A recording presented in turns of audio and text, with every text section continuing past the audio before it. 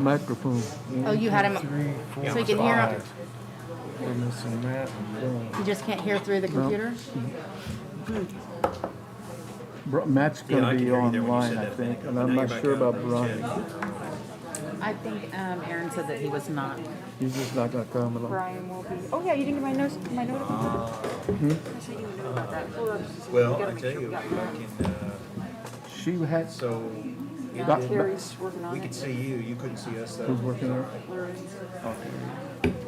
So, I may just leave my phone Tell you live what, and, can you come back? I would wait. I'm just getting ready.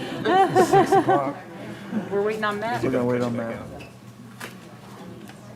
Why don't I just put you on speaker, There's Paula. and that way you can hear and you can talk. One check the chairs out there. He comes in and moves them. And are we going to be able to hear Matt? And are we going to be able to hear Matt? Can Matt hear Yeah, Matt? I Can saw we you hear good Matt? there for a while, then it must have started lagging on that. So, okay, I'm getting ready to put you on speakerphone so you'll be live and you'll be at a mic so you can talk. Okay? There we go. Answer to that question. So I've got Matt on the phone. He's having some lagging issues. He was having to use his. Can you hear us, Matt? Yeah, I can hear. Hang on, Okay. man. I'm gonna turn you up a little louder. Yeah. Say it one more time. Can you hear us? Yeah, I can hear you. Okay. All right. You're by a mic, and we just don't have the. We don't have the luxury of having your video on, but we can hear your audio, and you can speak to us. So. Okay. Sorry, Are we I don't look live my streaming? local news right now anyway, so. What was that again? I said I don't look the best right now Oh. anyway. Perfect. He's fine. And live streaming. Yeah, are we live? Oh. Are we up? Does keeper know? Yeah, you got the phone tied up? No, it's not. It's Wesley. Oh, Wesley. Right. This needs to be set up and ready to go at 6. Hello out there. Yep. Oh, gee, that was a play I did in college. Hello out there. Wesley, are we live or not? Yeah, you are. Yeah? Let's do it. Give you a second to stand up. We're going to call this meeting to order. Please join us in the Pledge of Allegiance. I Pledge allegiance to the flag, of the United States of America, and to the republic for which it stands, one nation, under God, indivisible, with liberty and justice for all.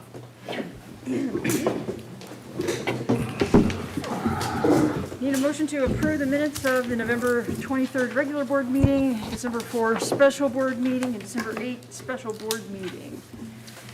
We have a motion. So move. Do we have a second? Second. All right. In terms of discussion, I've already passed this language along to Linda, but I want to run it past you. In the November 23rd regular board meeting, I wanted to make a recommendation that we change a specific sentence under the Director of Curriculum and Instructor position.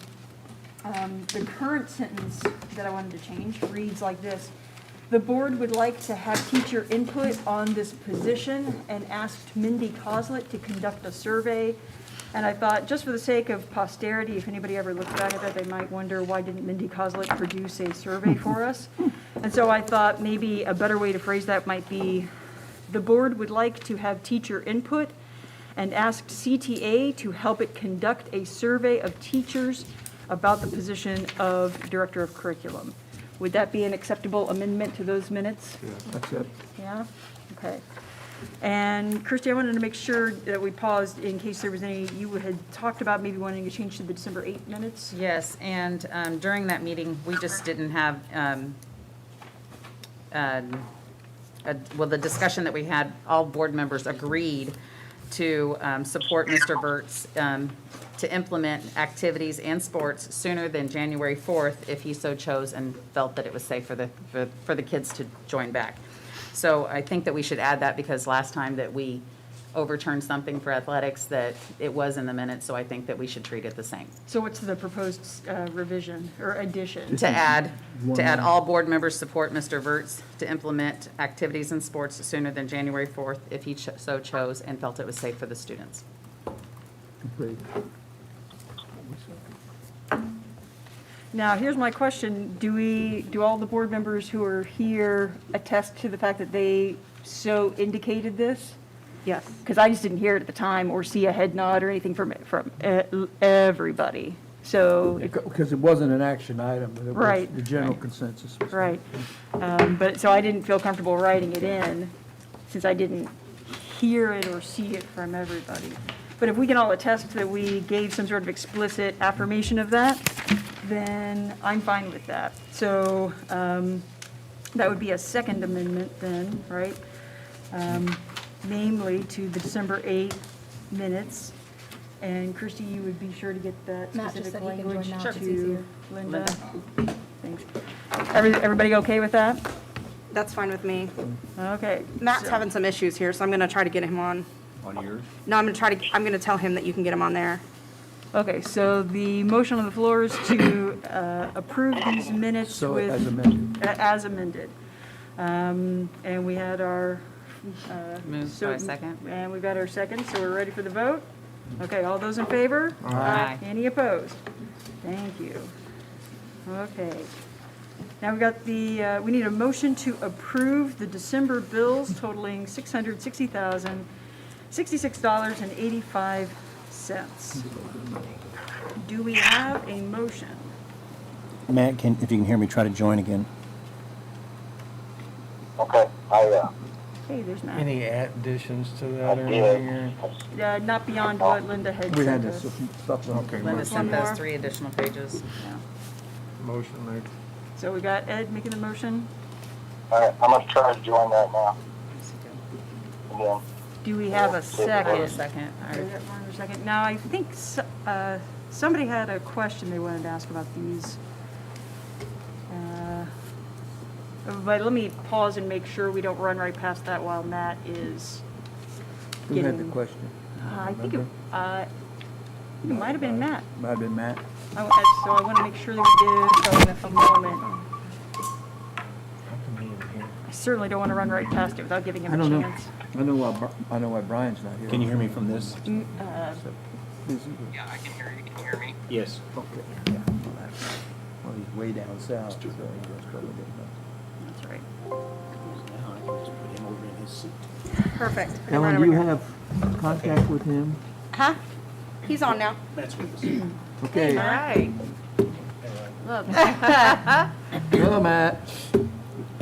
Okay. Can we hear Matt? Matt, we got a question for you. Matt, we're at the approval of the minutes. Matt, do you have any questions about the expenditures? I do.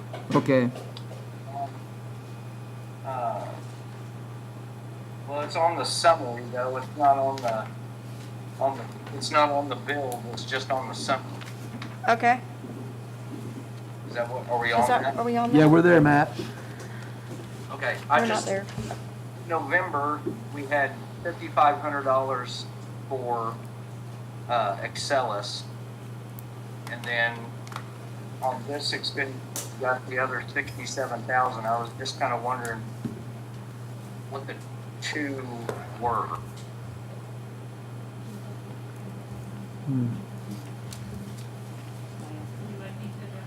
Oh, yes, please, sorry, go ahead. 55 more licenses to support our students that have at the high school. We've been using that program since 2014.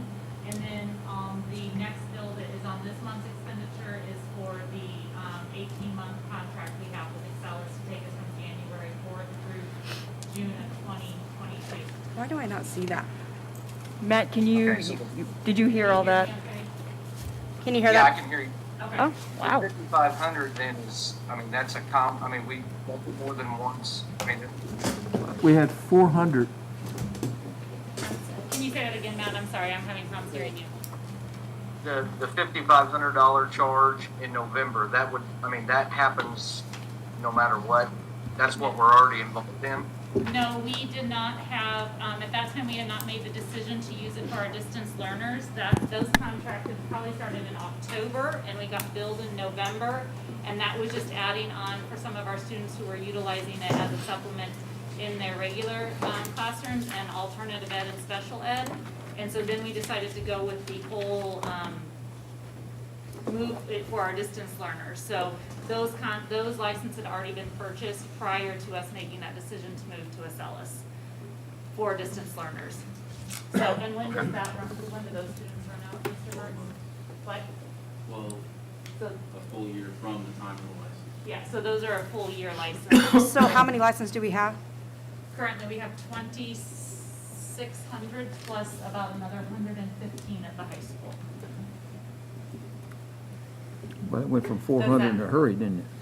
Yeah, I'm confused. Help me understand that. So we were told that we bought 400, and now we have 2,600 plus 115. And so whenever originally we had put the proposal in to change to Acellus for our distance learners, we were just looking at purchasing 400 because we thought that would be about how many distance learners we would have at that time.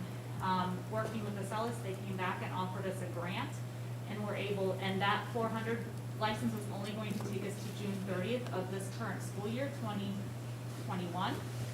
So then we had the opportunity to work with them with a grant, and we were able to purchase 2,600 license, so all students have access to Acellus for anything in regards to distance learners, and then we can also use it as intervention opportunities in our classrooms throughout from pre-K up to 12th grade, and we only pay $25 a license versus the $100 a license we are gonna pay when we are only buying for 400. And we got an 18-month license. That 400 was only going to take us to the end of the school year. We thought the grant was worthy because we now also have Acellus in the event we find ourselves in the same place for COVID for the school year 21, 22. Sorry. Sorry, I was working with you. So we basically got 18 months for $67,000 rather than 6 months for $40,000. And that way we have that safety net for the following school year. And we're looking at using Acellus in a lot different ways. And I know this is probably more than what you want in this moment, so I will Not stop. necessarily, no, because it is after all, We're talking about finances right now. it is after all justification It's in my for notes here, too. why we're So- spending $67,000. So it was $25 per child, so we looked at it as $27,000 more than the original $40,000, and we, what is it? Almost quadrupled the number of licenses we were able to get. And the principals are already brainstorming, instructional coaches along with myself, brainstorming other ways we can use Acellus as an intervention. We can use it for summer school credit recovery. We can use it for summer school for students who don't feel safe still coming to school. We're talking about using it in our AL time because right now we cannot move AL timer like we used to, moving students around because we've cohorted our students. So there is just a lot of possibilities for this program. So spending $67,000, would that not be a bid opportunity? Is that not something we need to bid, spending that amount of money? No, because Not if it's a grant. it's coming through CARES Act money.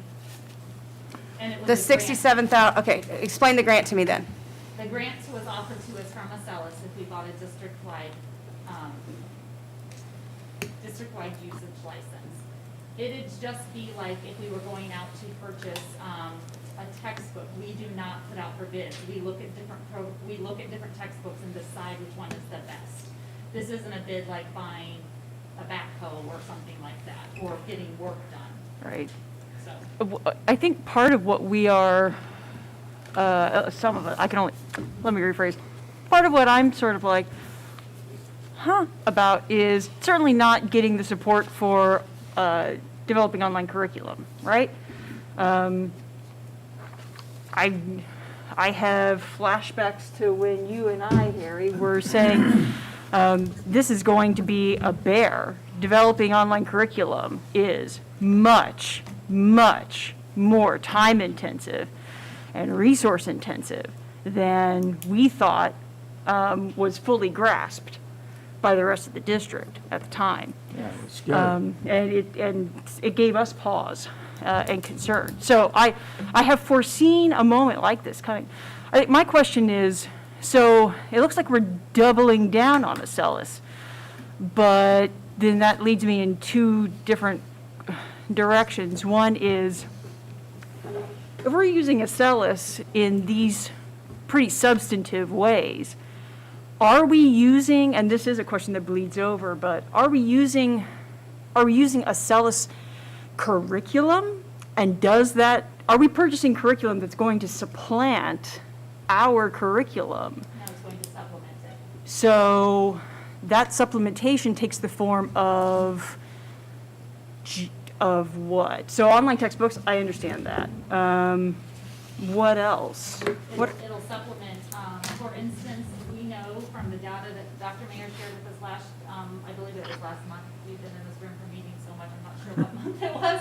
Right. But that, that the math scores are lower. I actually honestly thought reading scores would have dropped more because of COVID. They have an intervention where, students can practice math skills, addition, subtraction. So I've already spoken with our elementary buildings. So interventions. Intervention things, exactly. Textbooks, interventions. It's being used with our SPED students very well. It's been used with SPED students for years Yes, now. Yes, alternative ed students, we can see it as, if we have some students who still have holes at the end of this year, then we can utilize it during summer school. Because I foresee, as Mr. Harper brought up at a meeting a couple of weeks ago, that we need to have a broader summer school than we ever have. We But can't afford to pay teachers $3,000. But again, in the form of interventions and textbooks, and what else? Is that it? And delivery of instruction for our distance learners with our teachers' support on an ongoing basis. So teacher support on an ongoing basis, but the teachers haven't made the content that they're delivering? Question mark. This is where I'm sort of like, what are we buying? And how much, because we're the ones who have to have, like on the curriculum, right? So that's a lot to just kind of like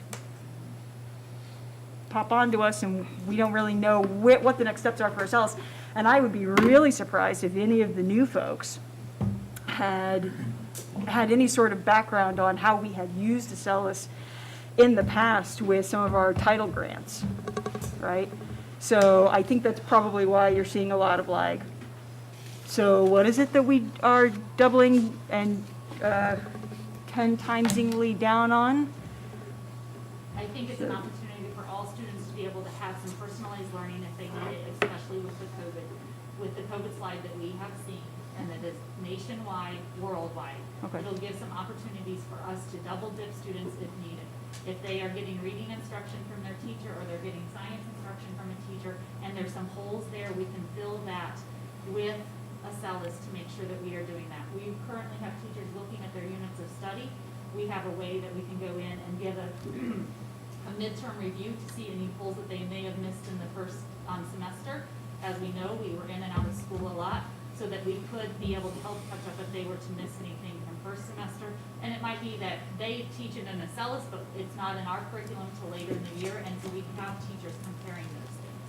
Is there, so yeah, Acellus comes to us with kind of like a deal, right? And says, hey. And a lot of research. Well, sure.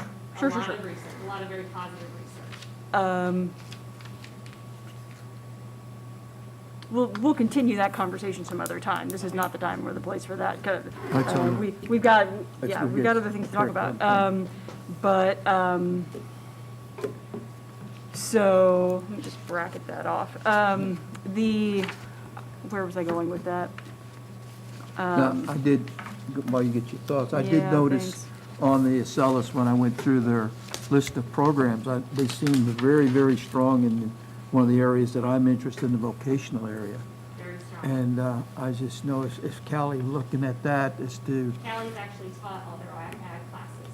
okay, so that, She's an instructor for them, and she has sat down and cross-referenced just like our other principals and our ICs and our teachers have, to make sure that the CTE classes that we can cover for distance learners right now are being covered. because I know Matt and I were both interested in building our vocational, and it looked like just what I saw on paper, and I'm not committing to anything, but what I saw on paper looked like a good area because of the things that they offered. They were offering some things that we used to offer. We used to offer air conditioning and heating at the vocational school many years ago, and I saw that was on there, and some of the ag classes and all the other things that they had on there. Did you collect your thoughts? Finally, thank Good. you.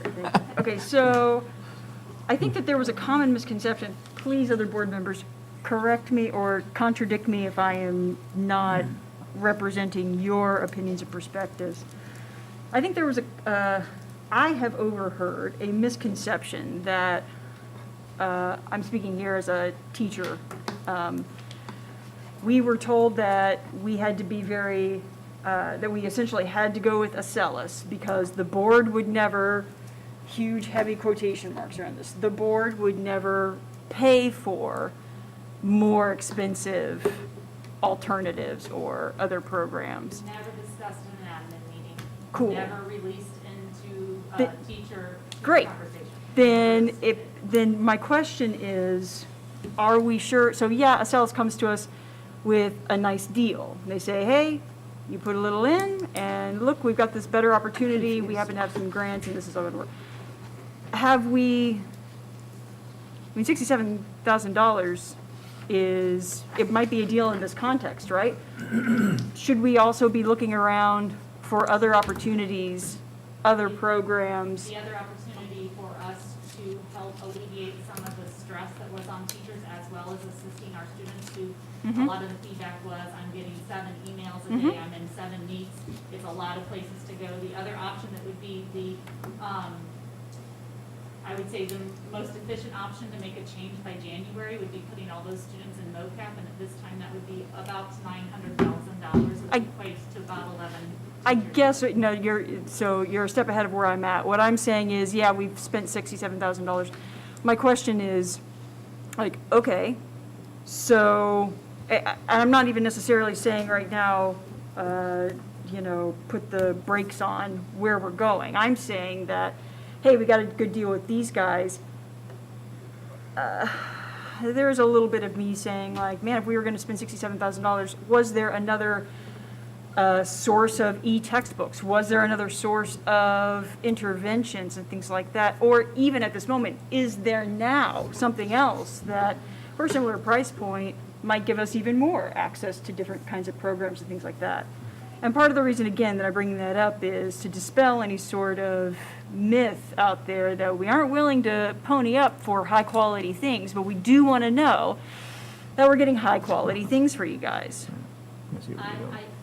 I believe we're getting something very high quality. The more I work with Acellus as a partner, I feel that it is high quality. They have been amazing with their customer service.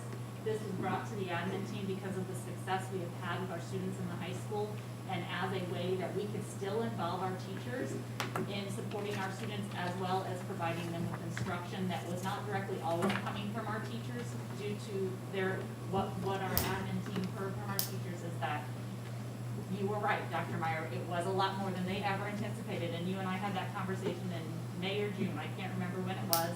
They felt they could do it, and they came, I think, a little bit with saying, we thought we could, but we could not continue to sustain what we were doing. This came because we already knew we had success with about 100 or so students in our high school. But based on that recommendation, the teachers who utilized it, the administrators who utilized it, we went into research mode to see how it could help our elementary and our middle school students. Okay. I'm not saying that there's not something out there better, but and honestly, the grant that Acellus provided us, I felt like it was an extra feather because we were ready just to buy the $100 license per student to just take care of our distance learners. I look at it that we now have potential to do a lot more intervention when we need it the most for the next year and a half. So on that CARES money, is that something that they just had that and so they just gave us the price of 25, or we have to follow up and Nope. They said. they got that money, they just gave it? Yes, Okay. Yep. All right. And so then our 67 then will be turned in with our next round of CARES Act money. I know we're gonna discuss Acellus in greater depth later on. One of the things I like is the fact that they've got enough that we don't work for 4 or 5 different places. One of the things I heard complained about with the online instruction is the kids had 2 different learning platforms, had a learning platform for this teacher, a learning platform for that They're still gonna teacher. have that. Huh? They'll still have that. They'll have Google Classroom. They'll have Acellus. I At this think point, it'll we are probably trying to- narrow in. Where majority of the instruction, day-to-day instruction will come through the Acellus. If they have anything in Google Meet or anything, that would be specifically, Paula's having some problems in PLA, I'm going to step in and I might have to have a Google Meet with Paula as her teacher to help her get through the next step. of instruction through Accelis. So all distance learning is going to be going through the Accelis platform? And that's what they, 90% of it, we do have some classes at the high school that is based on what's best for the students, and I would let Mr. Burke speak to that a little bit more. And same thing with our CTE courses, as some were not offered at Accelis. Yeah, I'd like to hear more, yeah. Or do we Is this- hold- is can this- we wait till it's is this the later right on? time to do We're that? still approving. I mean. because we're in the middle of finances, is that, I guess so. If you guys are going to vote to, if. are you wanting more before you approve the finances? Is that what, I'm asking what you're, Okay, I understand. okay. Yeah. understand that part. I don't know. It's like it's I'm just I'll asking. yield, I'll If yield. we approve it, then, it's approved. then we got it. We spent our money. Anybody want to call the question? I mean, I guess, No, I was thinking that this is more information because it is later, but I understand. I didn't understand that they were wanting it before they approved. I'm not, I didn't, I apologize. I will thought yield. overstepped my grounds. All those in favor of approving, any other questions from anybody else? Oh, Okay, all those in favor of approving the December bills totaling I'm not excited about $660,000, $660,066.85. All those in favor? Any opposed? I am opposed. I'm. I still wanted more information, I'm so- opposed to at this point in time. So that's two. Are all the rest yays? I didn't hear like a, Yeas will Yay. carry it. Matt? Alan? Everybody? Matt, could you hear? What? Yeah. We He just can vote voted on his on video. the finances. Are you a yay or nay? No, I said yay. Okay. And that's that. Monthly finance reports. Do we need a motion for the approval?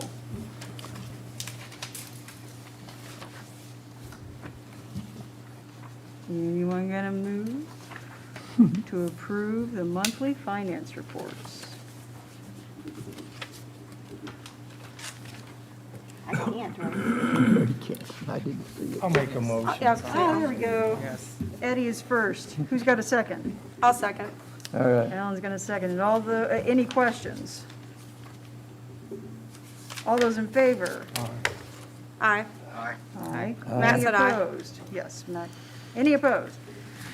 All right, need to approve the electronic communications November 30th and December 6th. Pretty perfunctory reply alls. Need a motion, I move to approve those electronic communications. right? Second? I'll second. Lance, second. All those in favor? Aye. Any opposed? I heard Matt. I heard that. Hey. Approval of the 2019-20 school audit. Need a motion, then we'll have discussion, if any. One question, Dr. Mayor, do we have to sign that like we usually do when they do the audits? The audit?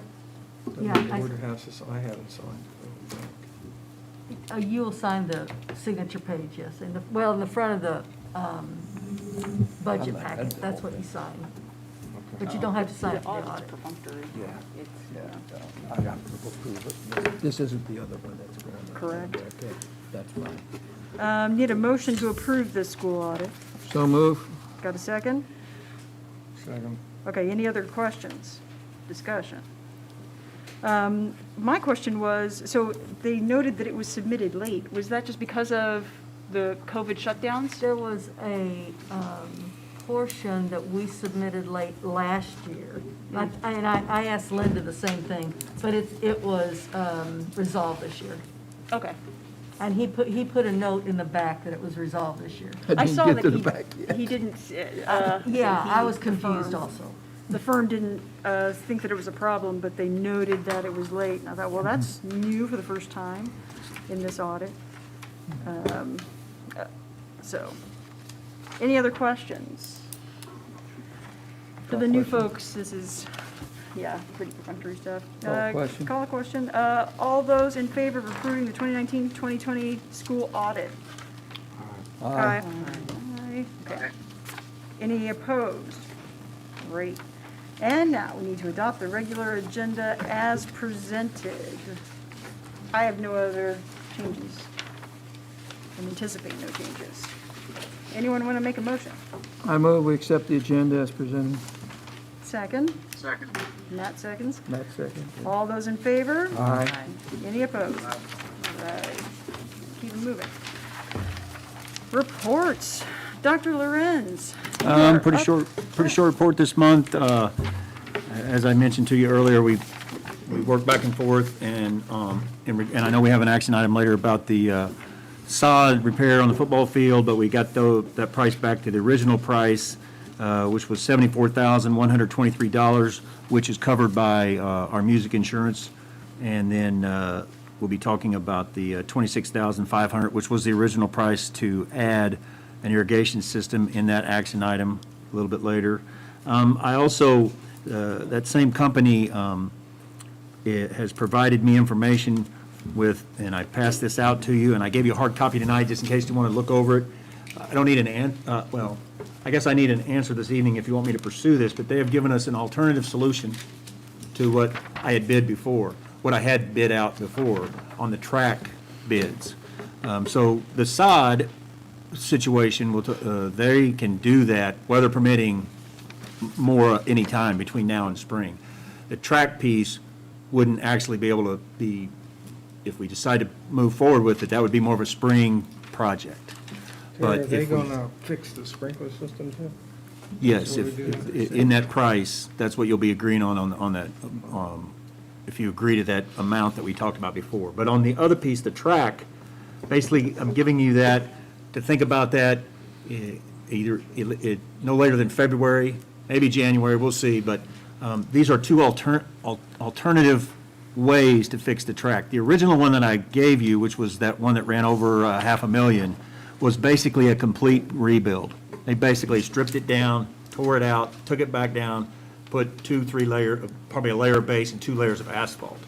This alternative bid is more of a mill and an overlay. It's about half the price, it's about half the much they change. They feel like with a mill and an overlay, it's basically come in with grinders, try to grind out some of the problems we're having, and then fix the rest of the problem with 1 layer of asphalt on top of that, versus tearing it all out and bringing up 2 lifts, probably a base lift, and then 2 lifts of asphalt.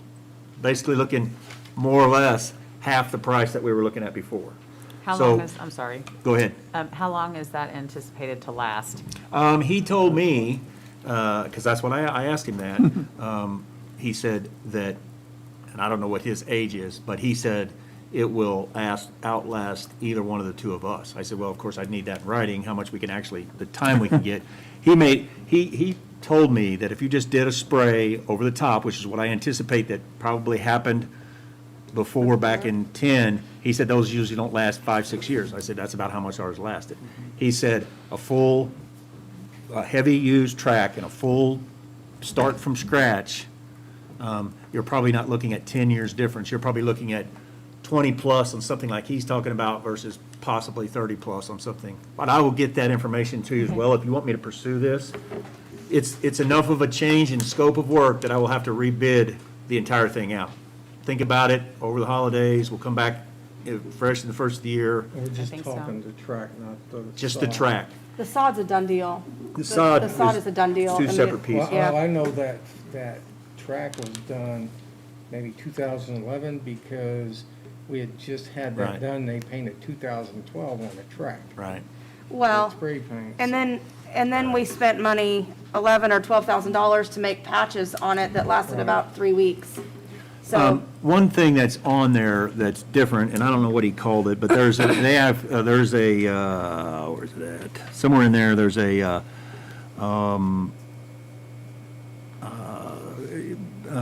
where's it at? Option 1 or 2? Oh, there it is. The Aqua Drain.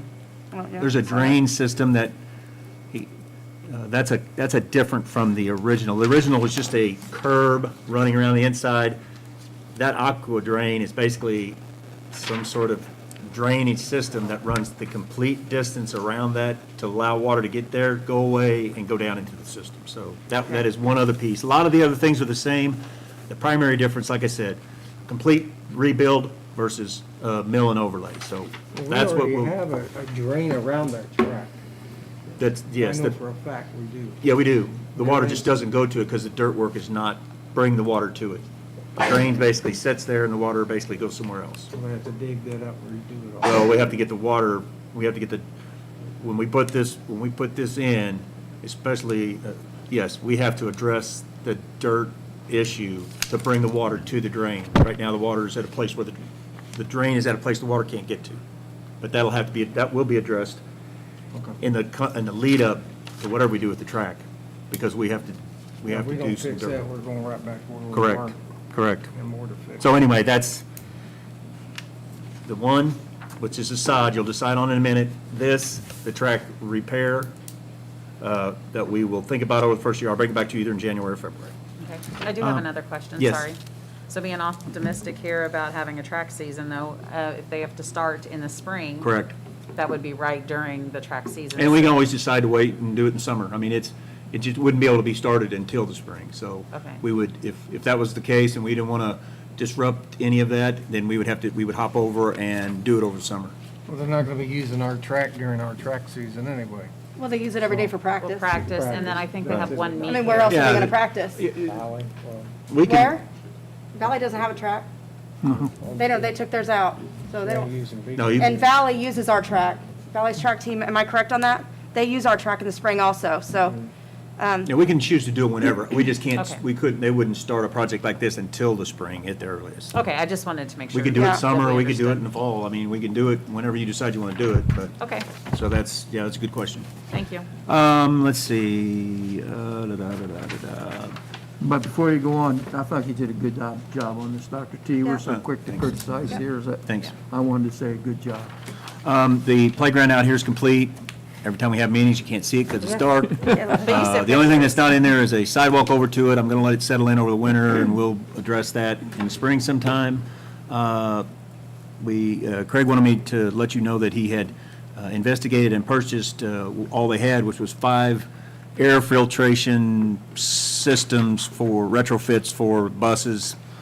He's keeping an eye on it to see if any more of them come available. So that's CARES money? he's supposed to be turning that in for CARES money. And so when is the last day for CARES money to be turned in? December the 30th.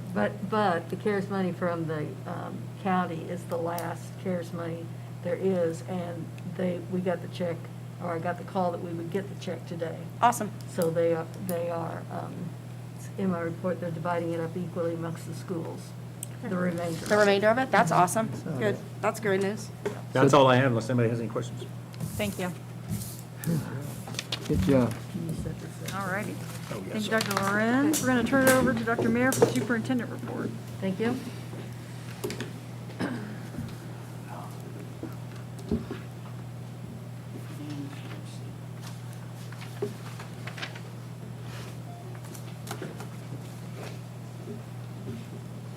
Always have to depend on technology.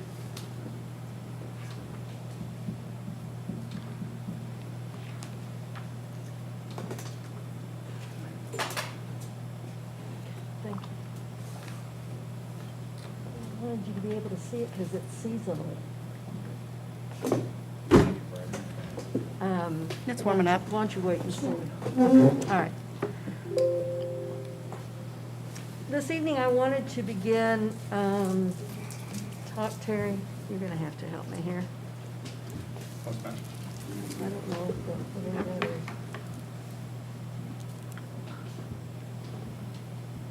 Thank you.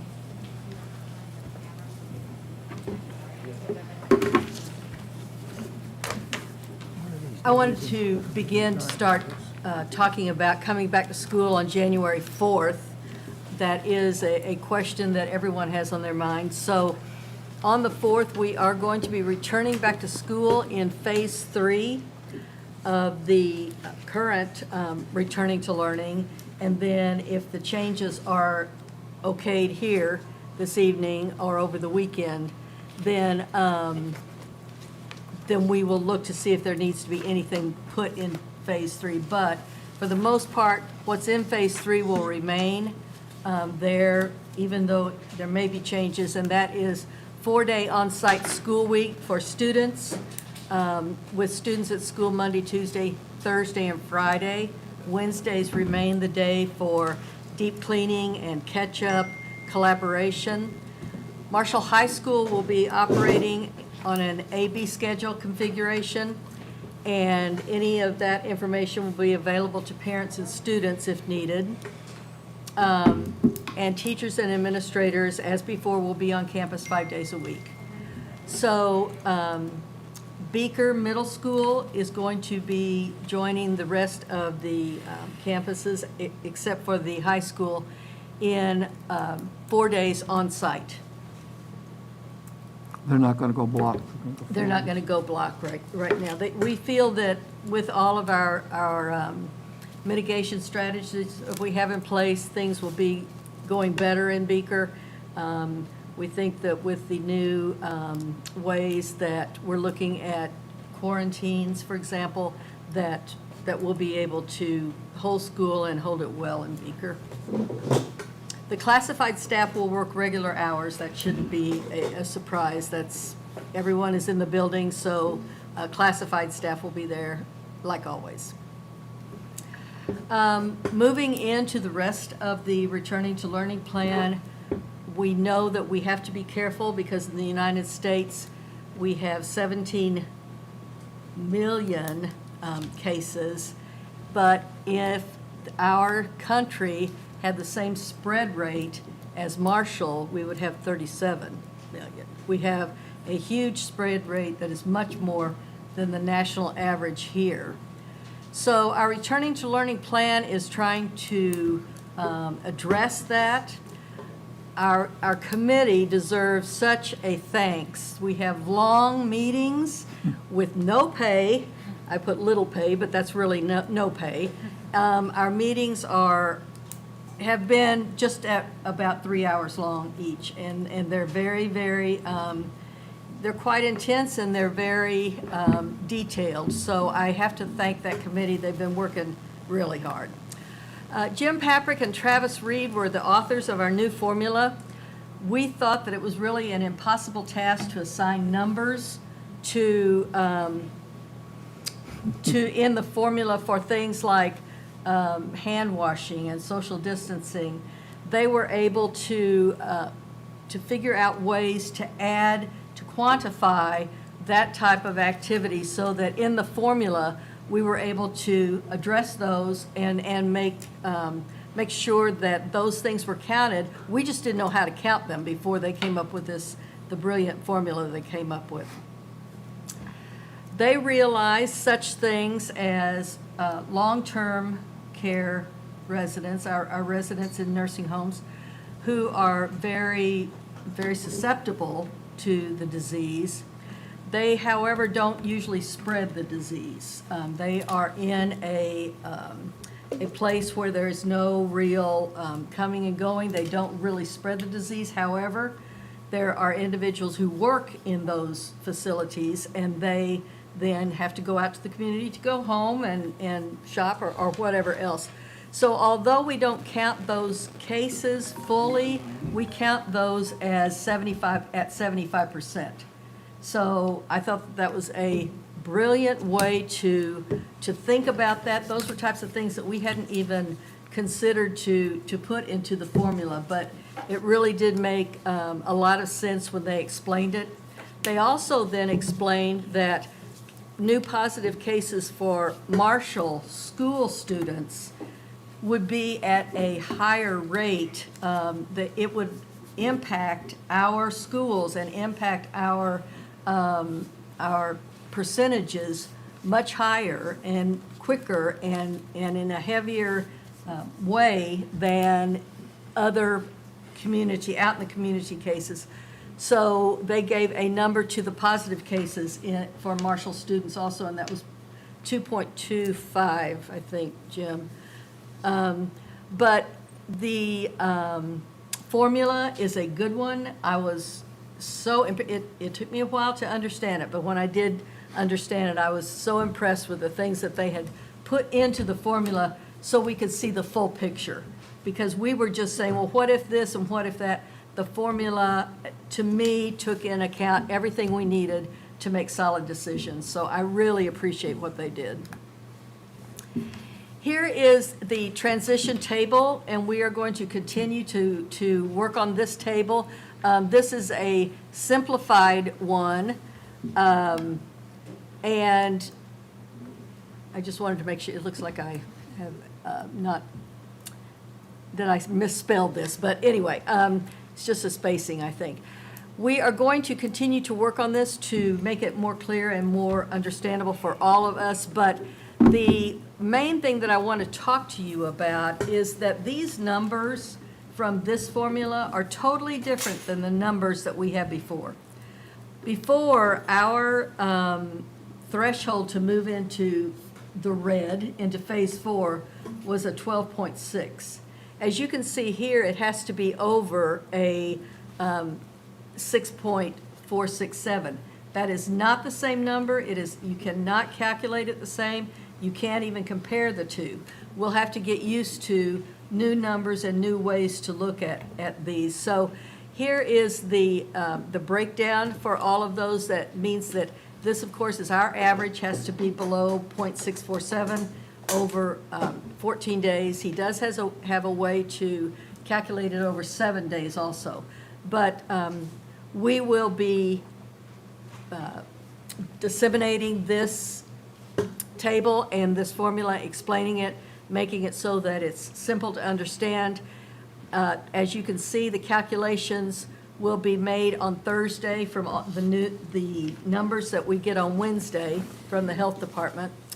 And then phase transitions will take place the following Monday, if there is a transition. So it's a good formula, it's a good plan, and as long as we can understand that there's really no comparison, comparing this plan and this formula to the last one.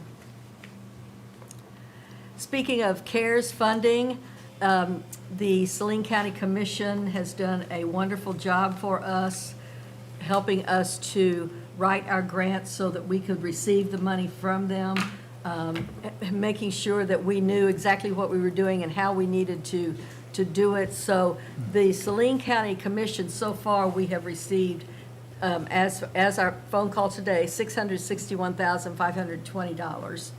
And for the federal grants, we have received $811, and there was a total of, and there's a little bit of differences between if you add these numbers and this, but a total of, at one time, $1.003 million. So our distribution then was also divided amongst all the schools in Saline County today evenly, so that took care of the rest of the money. There it was, for us locally in Marshall Public, there was $340,248 left. We have $378,444 in requests for that money. So the money is spent, and we will catch up on the other expenditures with district money. Expenditures such as, we have paid right at $40,000 for sick days related to COVID. Now, of course, we all know that doesn't necessarily mean that individuals are sick with COVID, but these monies go to pay for quarantines and for individuals who are taking care of those who are sick. So there are two laws, the Corona Relief Act and then the Family Medical Leave Act, that are applicable in our situation. And right now, we are up to $40,000. And just here's a happy greeting that's seasonal this year. Happy holidays. And that is my report for this evening. Thank you. Dr. Mayor, should we explain this now? Or Thank later? you for saying. Diane gave me a schedule for the principal's reports that we're going to start in January. We had given principal reports, I think, last year. The board got a lot out of those and wanted to hear from principals again, so Diane and the principals got together and made this schedule, and that is there for you. So thank you, Diane, and administrative team for that. Dr. Mayor, I'm going to go back to your numbers. So I sat in the budget meeting with you, and those numbers that you gave us were quite frightening. You know, the annual budget meeting that we sat in, and Yes. our numbers were Yes, frightening. yes. About as bad as that. So we get this $1,003,030. Right now, I think we're right now at 1.4 million. deficit? No, no, no, no. Oh, That's what I'm oh, asking. sorry. So Okay, you were sorry. talking to us that evening about a large Okay, deficit. Yes, yes. I remember us having a brief conversation about if we don't get the CARES money, or if we don't get what we think. Right. So does this make that much prettier? It does. Is what I'm make it asking you. prettier. Yes, it does. And amazingly enough, and I don't know how this has happened, since the CARES money is now gone, we'll see what the impact is on our local, but right now, it's so much better than I expected Yeah. it to be. Yeah. It's, the DESI payments are ahead of schedule. The Prop C, which is the sales tax, people seem to be Up. buying again. And so the CARES money has come in and really helped that budget. So we will be doing some amendments next month. Okay, So the picture should be better. okay. I'm glad you asked that though, because it has been a really nice surprise. Yeah, for sure. This number has to help that number. Yeah. When we're Yeah. talking numbers in your budget going forward. Okay. And then this 40,000 for the relief pay, we haven't heard anything. I emailed the director of school finance at DESI and said, I understand that we could take a little bit out of Social Security. I understand that there are ways that businesses are going to be able to take tax breaks, but what about schools? Yeah. And I only emailed him yesterday. Okay. So I hope we're going to get some advice. Yeah, I hope so too. And so we don't project any of that, at least this point, for next semester. We won't have that cost, because that ends December 31st, correct? I'm sorry, I didn't. Your FCC, your FMLA for COVID, that ends December 31st, correct? So the COVID pay? So we don't project any of that for Correct, the that's correct. next part? Sorry, that's correct, that's correct. So that should help our budget too? It should. Is my question. It Okay. should, yes. Okay, good. Thank you, that's good, good to know. Yes. Pausing for other questions. Dr. Mayor, Yes, Matt. and he can probably hear me, but if you could pass on to Mr. Patrick that I had to have I'm gonna have to have one of his math students explain. Me too, Matt. Just look like numbers to me, Matt. Maybe he can just put it in one of his lesson plans and then we can go over it. I don't know what those little things are. Anything else for? I know, thanks. Anything else for Dr. Mayer before we move on to the additional program reports? Speaking of Jim Patrick's excellent work. Mathematicians. Thank you, Dr. Mayer. Thanks. You're That's why we're welcome, in thank you. English. That's right. Ain't that the truth? Okay, additional program reports. Anything else you guys wanted to touch on with the reports that we saw? Other than extreme and extraordinary kudos to our data analysis and dissemination expert in the room. I did read your entire report. It was edifying, it was illuminating.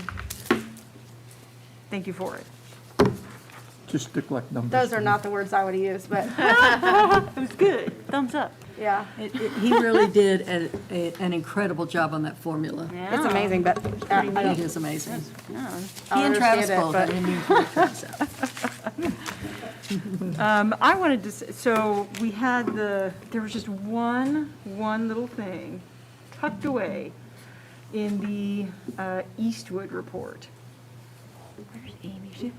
Hi, there you are. I gotta adjust my glasses. Hi. This is a cool idea that I just can't wait to talk about. When Eastwood students changed to distant learning, we sent home an attendance incentive sheet for students to track their own attendance and effort during the time they were away from school. Teachers and office personnel are also tracking attendance, however. This sheet allows students to have ownership in their own learning. Gosh darn, that's a cool thing. Well, thank you. We're doing everything we can to, help them be a big part of their own learning. And, it's really hard to keep kids engaged when they're away. And if it's one more way we can, support them and support our families, we were trying everything we could. In fact, we had discussion today, making plans. We sent invitations out for our winter wonderland. Sorry, excuse me. This is my Oh. backup. We can hear you just fine. Okay. Yeah. So that, it was really fun planning that, the teachers. We kind of went off our attendance sheets And we will also get with kids when they come back at the beginning of the year, and just, we invited them to come back for a winter wonderland. Each grade level kind of decided on a winter theme, and we will be doing STEM activities and having snacks and really just enjoy being together and really reward them for their hard work. Yeah, it's really cool to see, I'm glad that this is, I'm taking it, that this is working, that you're seeing some students be like, oh, yeah, I need to attend, okay. Well, we hope so, and, Yeah. we had some good data. I'll be very interested. In fact, we were just talking with Brett Dolan, our IC this afternoon, she attends our meetings, that we would need to kind of total an average for the building and each grade level, just to kind of see where we were in comparison to our normal attendance rate. But Yeah, we're trying to do everything we can to keep everybody engaged, and we know everybody's working really hard, and we just feel like it's a great chance to celebrate together. and it's not as if, as you note here, right, teachers and office personnel are also doing that tracking. But when you put that responsibility also, when you share it, when you say, hey, no, you also, student, have to, you're in this too, you got skin in the game. When they can see that being tracked for themselves, that seems like, yeah, you gotta take ownership too, right? The whole, it takes all of us. I thought that was really cool. Well, thank you, and thank you for reading my report. I'm really hoping it'll help. I don't know that it'll be a miracle cure, but we're putting it out there. So we'll see. Yeah, I like I'll it. let you know next month how it goes. I like it. This wasn't on a report, but this afternoon, Paula, I stopped at a neighbor's, and the young kiddo came running out to tell me that he had had 3 teachers come and sing to him today. And so that was Mrs. Claire, Mrs. Coslet, and Mr. Blankenship. So that's awesome. It wasn't in your report, but I'm glad that the kids are getting to see their teachers.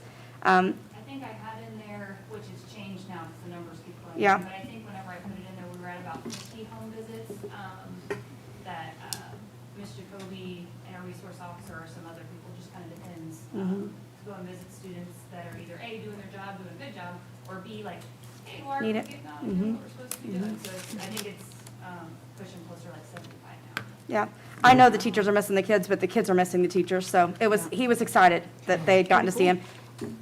Awesome.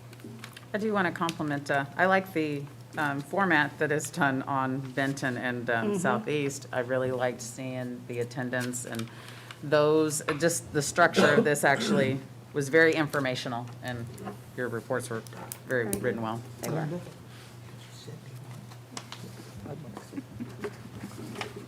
Any other comments, questions, observations from our additional reports?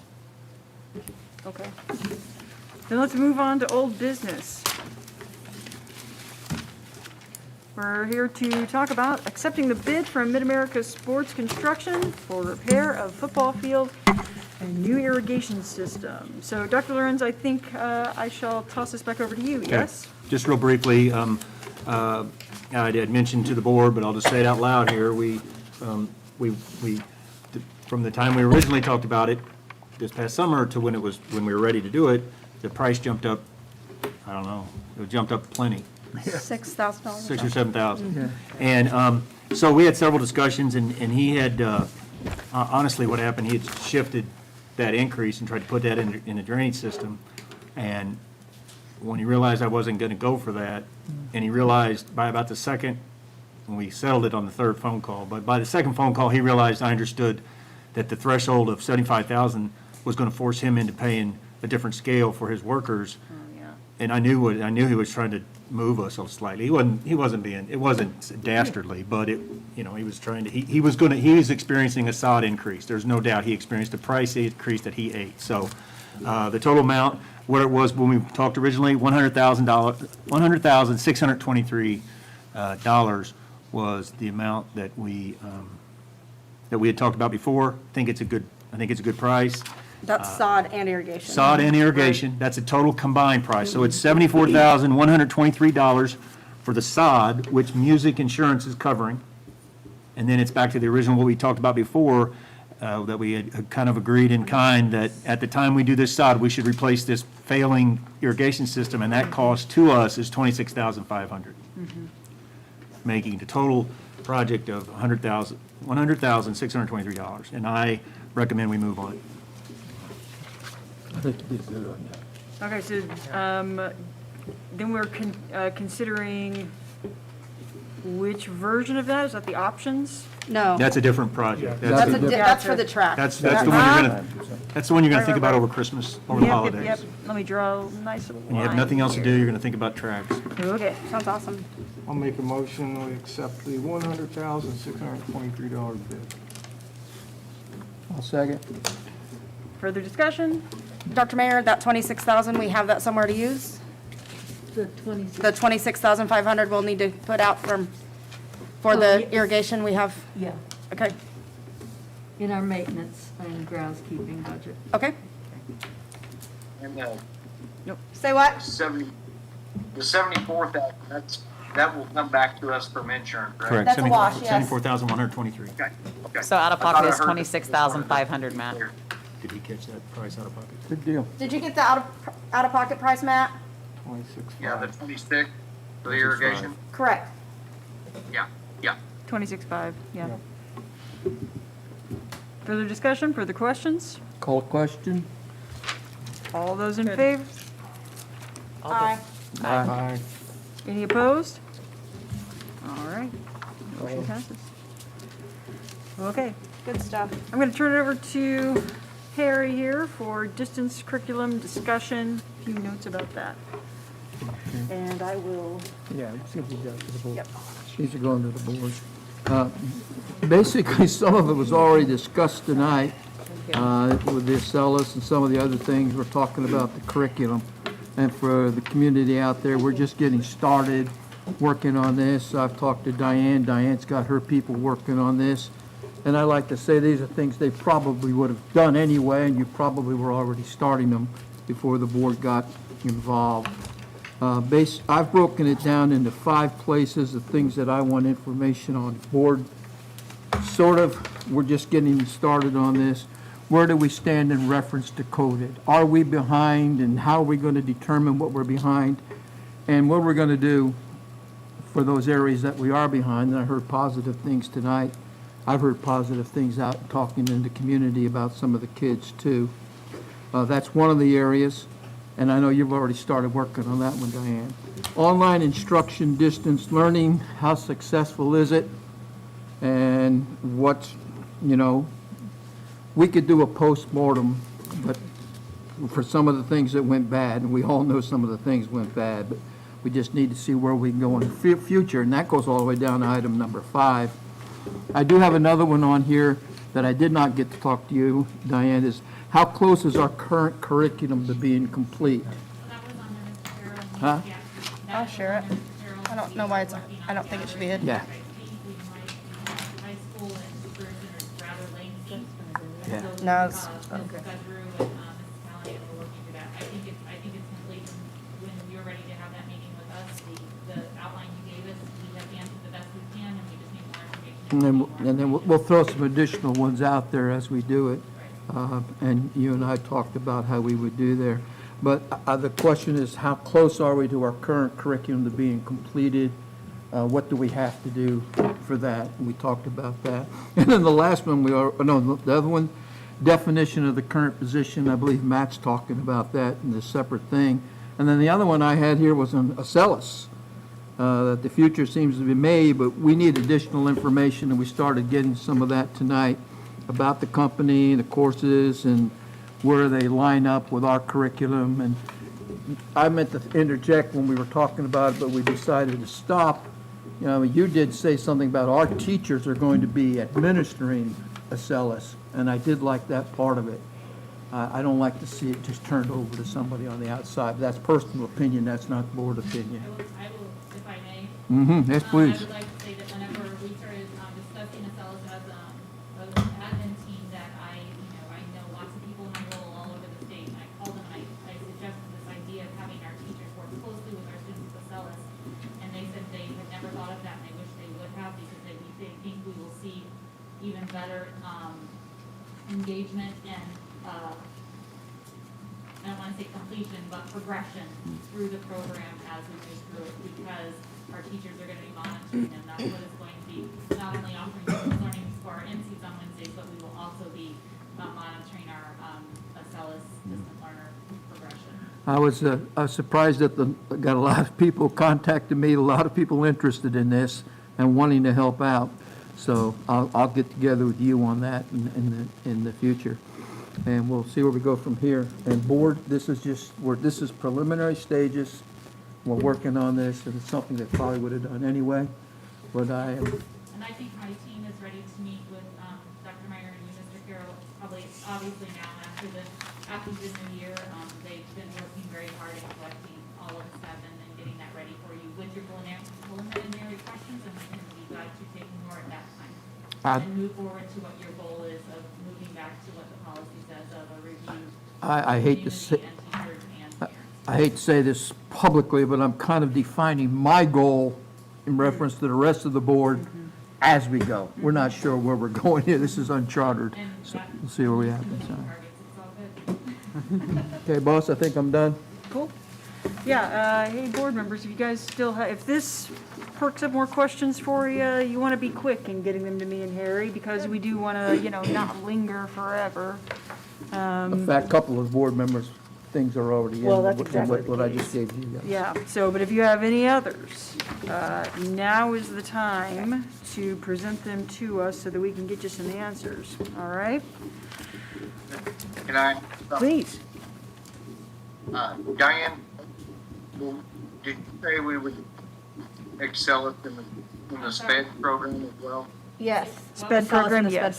Yes, the CELUS will be used in the SPED program, but we will continue to bring in our distance learners into the buildings to receive their IEP services. That was very important to Mrs. Durham, that we continue to have the IEP legalities met, but they will be assigned SPED classes if it is necessary for them, or they could be in regular grade level core classes, depending on what their IEP is. And I have to look at her, she knows her language better than I do.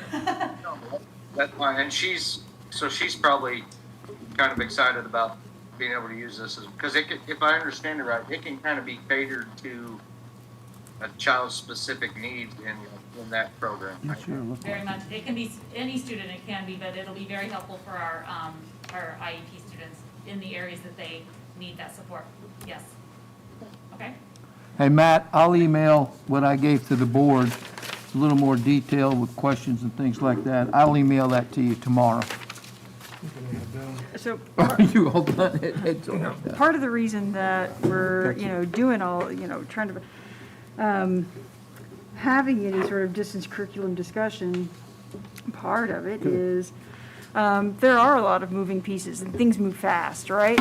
And I can't speak for the rest of the board, but I myself, I certainly feel like there are some things I am not understanding and am missing out on, right? Makes me uncomfortable, because then I can't vote in good faith on some things. I can't talk to the parents who email me in good faith. So part of this is us fact-finding, right? So us just saying, hey, so it turns out this is what we're doing. All right, cool, tell me more. So, and I hate to linger here, but I really do, I don't know if I could sleep tonight not knowing the answer to this question. So, Ms. Gillespie, you just said a thing here, Matt asked about, are we using this with SPED? And you said, yes, and they might, so every once in a while, you use the phrase, be assigned classes. So I'm still not understanding. Like, are we going to assign an ACELUS class to a student? Yes. Can I turn, because you're Please. speaking of our SPED students? Yeah, sure. I'm going to turn it over to, she Sounds good. worked with the program a lot longer when we were using it as strictly SPED, so I'll let. And I remember Terry Porter talking about it. I remember reading some of her comments about it, but I went back and looked through some of our old notes about it. It was still pretty vague, so a refresher, please. The master plan for special ed, special services is that they're going to continue to meet with their case manager and district, because we want to on-site monitor their goals, ensure that they're making progress. It's going to be used more as supplemental instruction, so when they're at home, when they're working on those distant learning pieces, when they're not in, they're going to still need more instruction to supplement what we were able to give them when they come in. So the in-person instruction with their case manager, with their service provider, will be based on their IEP goals, will be by marching orders with teachers. That will be supplemented by ACELUS, and she said they can either be in grade level appropriate classes, or like Matt was talking about, they do have courses that are modified on a special education level. So if you need a slower pace, or if you need something at a different level, that's an option too. I don't know if you can hear me or not. Oh, I can hear you. Yeah. No, And those would be assigned, if I, correct me if I'm wrong, if Yeah, I'm a no. student who has an IEP and I get services in math, I would most likely have the modified math lessons from support from Acellus. But if I'm on grade level and working where I need to be in ELA, I would be on grade level ELA. So we will be able to specify what those students need for individual learning to help them along with their case manager work inside the building. So just saying simply, if you have an IEP, you're not necessarily in special ed at Acellus because you may just need speech and not need all of these academic things. So our case managers, process coordinators, and building leaders and counselors are meeting to talk about each kid. What do they need in Acellus? How does that need to look for them? So much like any IEP service, related service, special ed service, it's based on each child. Should I be concerned at all about the fact that we're talking about be in an Acellus program or class and not necessarily be in one of our classes and getting supplemental? I'm only speaking for distance learners. Our NP Yes. learners are still going to get in-person instruction as they would. And I'm still talking about distance learners too, for sure. So should I not be concerned about, because I've heard from some families, right, who say, I've got an MPS distance student. We wanted the MPS distance curriculum, and now we're being told we have to take Acellus classes. So is this just a terminology problem, or is it really a matter of the student is now taking classes that have been developed by somebody else, and we just have a teacher who's recording grades? It's a hybrid of both, I would like to say. If I can explain that, it is, our teachers will be monitoring and supporting and making sure that we're getting instruction that they need. That will be supported by the instruction also provided that Acellus is giving our students. So, for instance, we have teachers who are either doing live sessions or recorded lessons that are going out to parents. It's going to be kind of the same thing. It's just not going to be their teacher providing that piece. But that the teachers will then help and, they will know the key concepts that Acellus is teaching, all of those things. We have access to all of that. So it's going to kind of be a hybrid of both, but the actual instruction or a lesson will be coming from the Acellus teachers who are, the curriculum is aligned to Missouri standards, just like the MPS standard or curriculum. And majority of Acellus teachers are Missouri teachers because they are a Kansas City-based company. And so conceivably, a teacher could step in if they, let's say you're teaching a lesson on, I don't know, death of the author or something, and you don't like the way that the Acellus instructor has presented it. You, as an instructor, could step in with a lesson of your own? If need be. So in fact, Mr. Verts and I were just talking about this today, with rolling it out in the high school. And so his teacher, let's say it's we were talking about an algebra class. So if the student is working through and is having problems and can't understand this, the teacher that would be assigned to the student could pull up the key concepts and say, okay, here's what they need to know. Let me teach you in a different way if you're not getting it from the Acellus instruction. So there will still be some prep, but not that, oh my gosh, I have to turn on a camera and turn on me. It will be a one-on-one, or it might be say, hey, I got 3 or 4 kids who aren't getting this key concept. We're going to bring them in a small group on a Wednesday, or we're going to do a Google Meet. I know for the high school, they've even opened up that that math teacher will be available but will not be teaching a full class that hour. So it's really Monday through Friday. These students will have access at least at the high school because of the way they're scheduled. Middle school and elementary looks a little bit different because they're not, you're in 3rd grade, you sit there all day. So the teacher has to be there all day. Right. But it's all hands on deck to make sure that we're providing that intervention as needed if a student is hiccuped. Is that such a word? Sure. If there's a hiccup in their instruction, that there are resources to make sure this is what the student needs, they're not getting it. What can I do as the expert here at Missouri? Right. Marshall Public Schools to help them get that concept. So ultimately, the teacher still has autonomy in the classroom, still has direct interactions with the students. Okay. Seems to me it would save the teachers a lot of time building an online course, which takes a lot of time to build an online course And I don't know how some of the high school teachers are building an online course and a face-to-face course. I went through that this semester when I had online, and it's not easy. Well, and I can say as somebody who's built online courses to be taught by other people that Yeah. it's difficult to be all things to all audiences. So as long as our teachers are being empowered to, step in if they, an Acellus instructor is going to make a video, it might not be the way you want to, approach that. Maybe you want to do it a different way. If you have the opportunity, please do so, et cetera, et cetera. But, yeah, okay.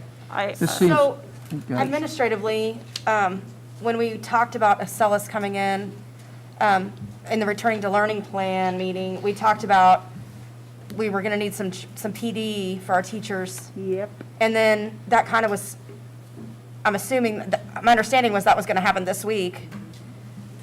You guys have done that? Have you been able to fit that in? Okay, that's unbelievable, but Yeah, that was in awesome. the, PD has occurred well, for from the Acellus. administrators. PD has occurred from, is this week being worked in with Jana Locke, who can run up and down Acellus and all around it. She knows it like the back of her hand. She's amazing. And then Callie has been working with the administrators because she has worked with Acellus different times throughout her career. And in fact, right now, if you all this evening want about 7 minutes of entertainment, there is a parent-student tutorial already up on our webpage for Acellus, so that by Jana Locke, that is just explaining how you're going to maneuver yourself through Acellus to find your lessons and all that. So we have acted very quickly in the last 2 weeks to get our teachers up. Now, I know teachers are hesitant, and you're still going to hear that. It's new. Yeah. And I'm not going to say January 4th it's going to be perfect, just like September 2nd wasn't perfect for us. This current actual calendar year, but I feel like it's going to go as smooth as we possibly can, and I believe that within the hopefully by the second week of school we're going to have it up and running, because the first week will be a lot of assessing to figure out where we need to start students for lessons that based on a midterm not exam but review test, and so we'll be able to find any holes and be able to address those for our students. Okay. Everybody else is good administratively? You guys are, Is there anything your you teachers all are would like- feeling good? Well, I was going to say, I could I'm see excited for from, teachers to leave for Christmas feeling optimistic that next semester's going to be easier on them. yeah. So that's my question. Like, is that what you're seeing? Is that what you're hearing? Is that what you're Yeah, feeling that's a from good your question. people? That's a very There's good two question. pieces there. Okay. We constantly, we talk about the teachers and value them a great deal. Some of my teachers are here. They do a tremendous job. But there's two pieces to this. One is the student and the family. And what we have learned, okay, through our data, the information we receive from those families and you guys receive as well, is that can't keep up with all of this. I have 7 teachers, I have 7 different responsibilities. This person wants it here, this person wants it there. All of them using Google Classroom, but there's many different ways to use Google Classroom. That's true. And so what we found in that is that we needed to find a way for our students to be able to correspond with something that's consistent and the same in delivery for them, but then also supplement that with the great work of our own staff. Okay. And so this is very time intensive. These decisions are not easy, and they have to be done quickly though, because we have people that have to schedule these students. Of our 125 distance learners at the high school, we will have an individual conference with every single one of them, and this program will be individualized to them and their academic needs. And some of those will receive distance learning courses from the high school because they can't be duplicated on themselves. Okay.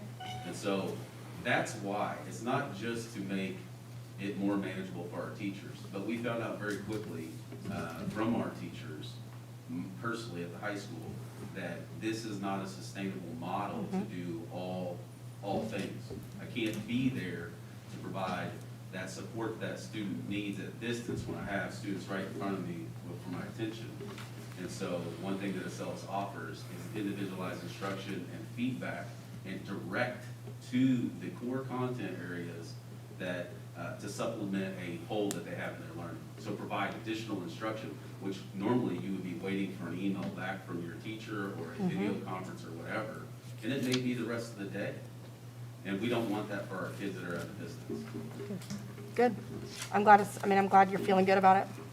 I would also like to add that one thing that really sold, there were lots of things about Accelis, and that every day I learn something new that sells me even more, is that if a student it is adaptable to that student's level, so if they're working and they don't have all the skills they need to perform that task, Accelis automatically will kick in and provide them with that other instruction that they need then to become successful at the task at hand.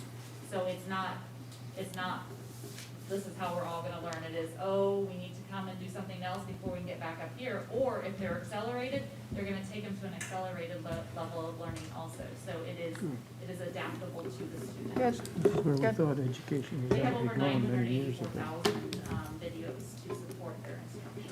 Speaking of research, I started myself a little research project a couple of weeks ago. I started myself a little annotated bibliography about online learning. And some of the research I had been reading, I bracketed it 2015 and later. Some of the most important research that I found, I broke it down in terms of families, students, teachers, administrators, and districts.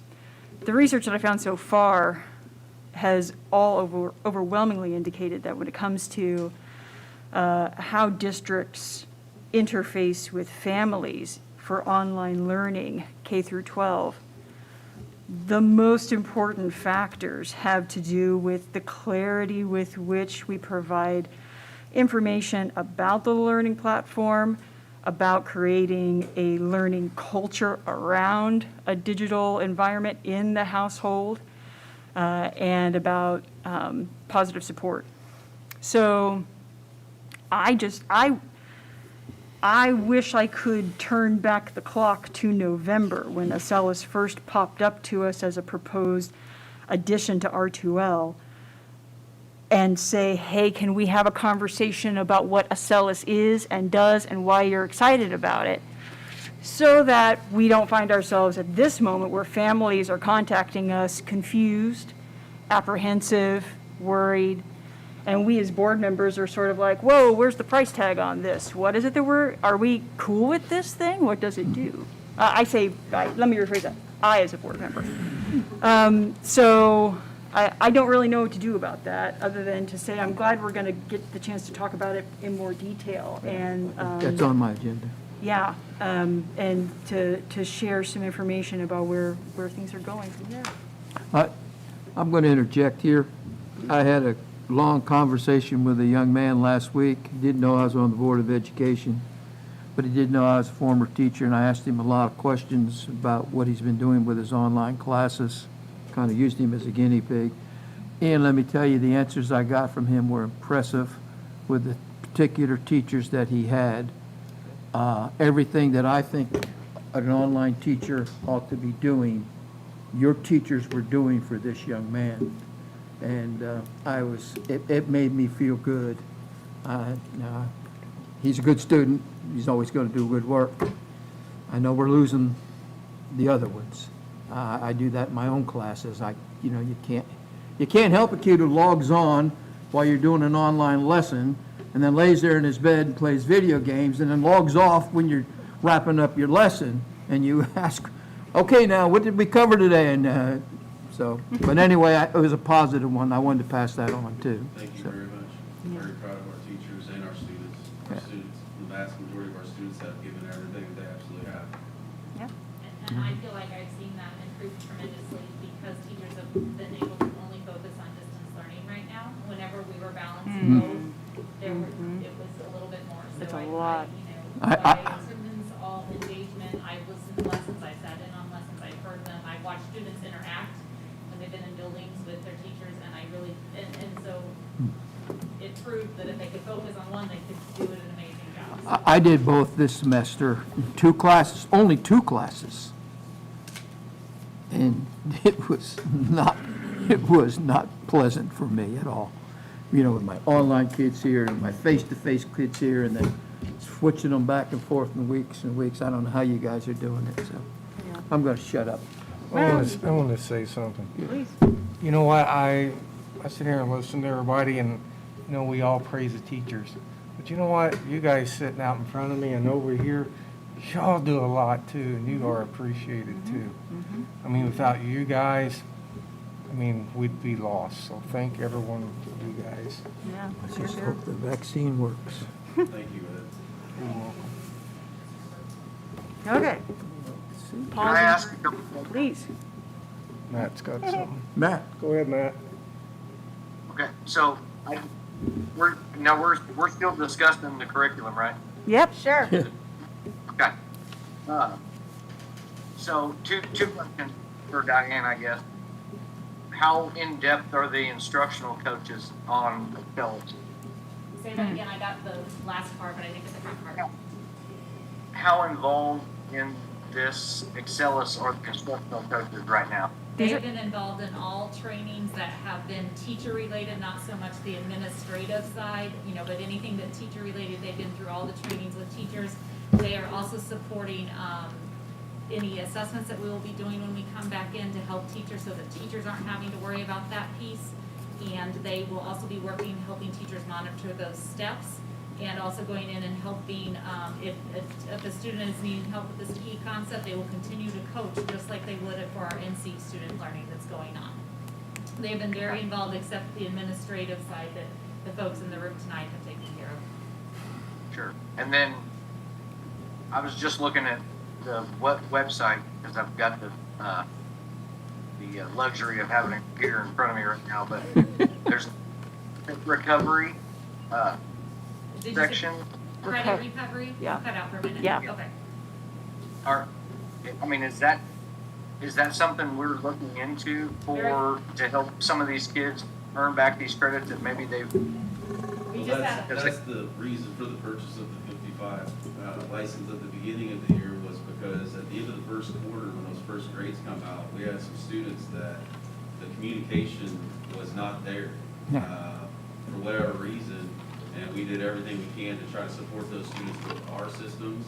And so the next intervention that we have is to try to limit the number of communication points and give them Accelis courses, which is a normal procedure at the high school for students that are either No, the falling elevator's behind opening. or need recovery. So there's two different things here, though. It's Dr. D, credit that ain't recovery funny. and credit acquisition. I want to make sure that the Accelis that we are talking about is going to be credit acquisition, which is the same that would be given to those students in that first quarter. It's simply switching to give them an opportunity to gain that credit before the end of this semester. And some of those have taken advantage of that, others have not.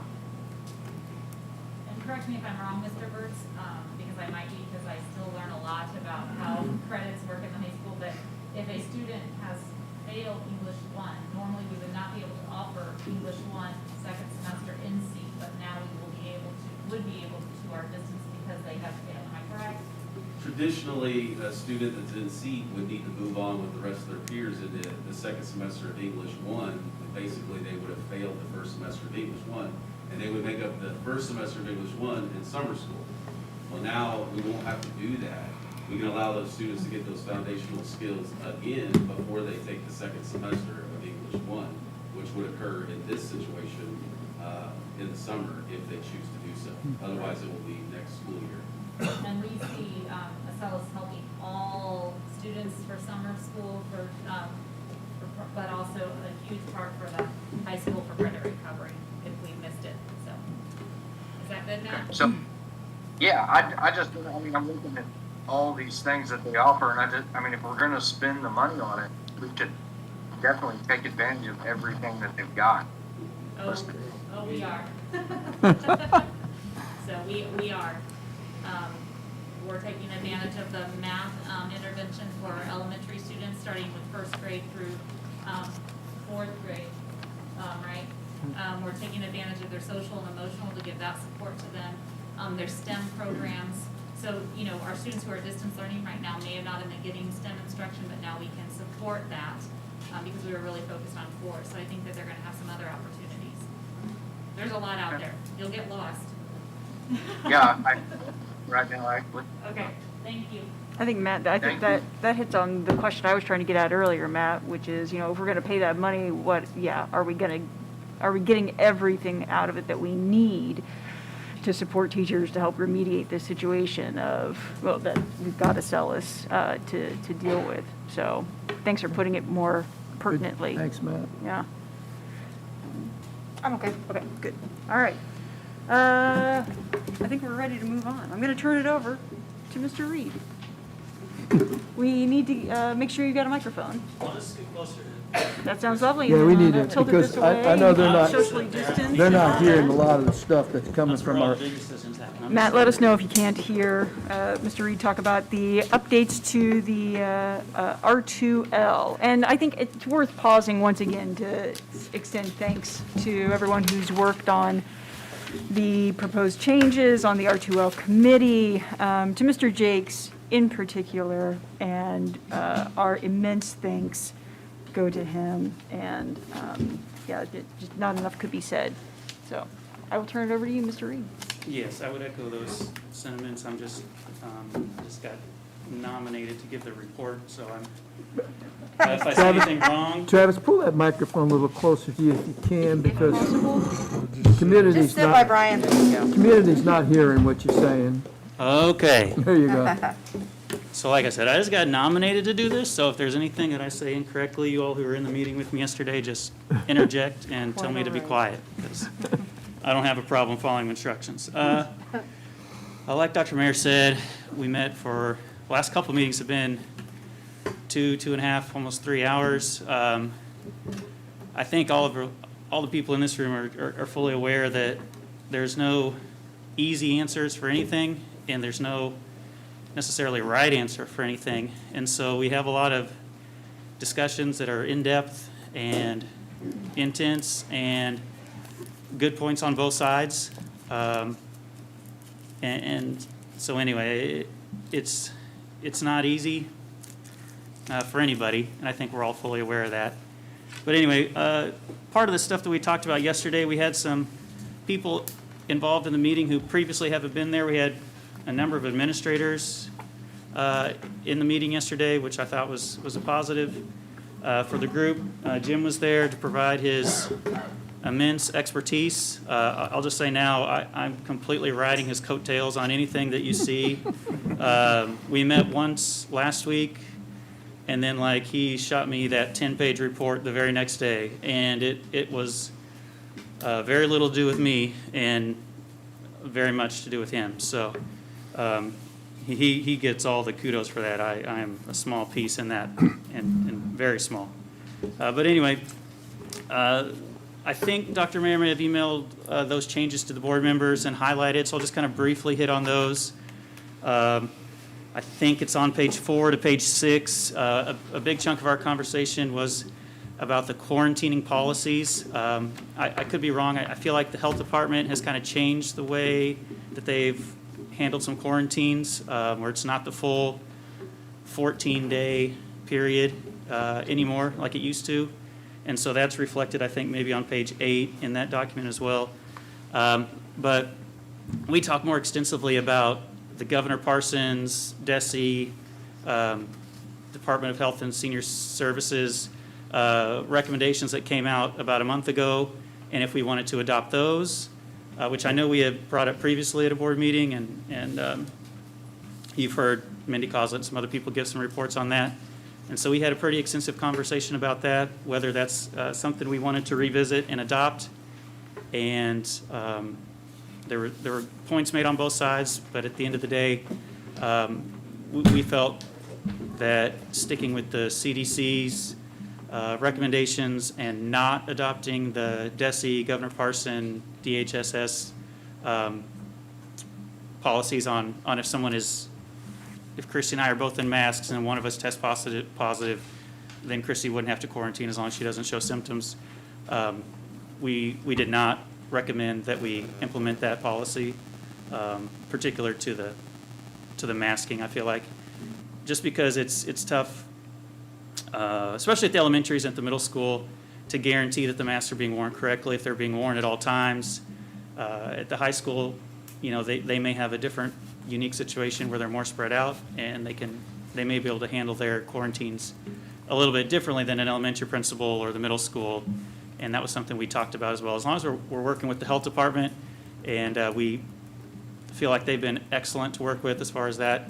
That process has gone throughout the semester so far, that we'd use their kind of guidance to help us instead of just blanketly following the DESI policy, or recommendations, I guess. I think page 12 of those highlighted documents briefly hit on the new formula details. I'll be more than happy to let Jim give you the minute details. I mean, I'm a person who does math for a living, and it's even hard for, like, it hurt my brain to read the 11-page thing, you know? And so I had to really focus and concentrate, and so I can understand reading that and just thinking like, whoa, what, those are words, but what do they mean, you know? And those are numbers, but what do they mean? I can give you small details, but I'll let him do the heavy lifting on that. But basically, like we had heard, I think Harry, maybe you mentioned it at the last meeting, wanting to take, why are we worried about the Saline County numbers as a whole rather than the numbers in Marshall? And so the new formula will just use the cases from Marshall. It won't take into account the numbers from all the other places throughout the county. We found, or Jim had figured out a way to implement the long-term care cases and not to delete them completely, but to deduct some, how much of those count, and then give an added value to the cases that are in our district, whether they're staff members, whether they're students. And then also there's a big chunk in there, which we had never calculated before, about the mitigating factors that we're implementing in our schools. Like, because before we were just using community formula, we were spitting it out, there it is. And now there's a way with the massive cooperation of the building administrators to account for the things that we're doing in our buildings, social distancing, masking, and that can, and Jim can speak in more detail about it, that can kind of adjust and give us a little bit more of a benefit of a doubt in some of the numbers whenever we calculate them. So, Well, if I can interject, I mean, what you were just saying about using CDC instead of the more the state level guidelines, I mean, the nice offset about, okay, so yeah, we keep the CDC guidelines, but for our formula, the mask wearing is a mitigating factor now that gets added into the formula in a notable way. And so that's sort of, yes, we're using slightly more stringent guidelines from the CDC, but we're also taking into account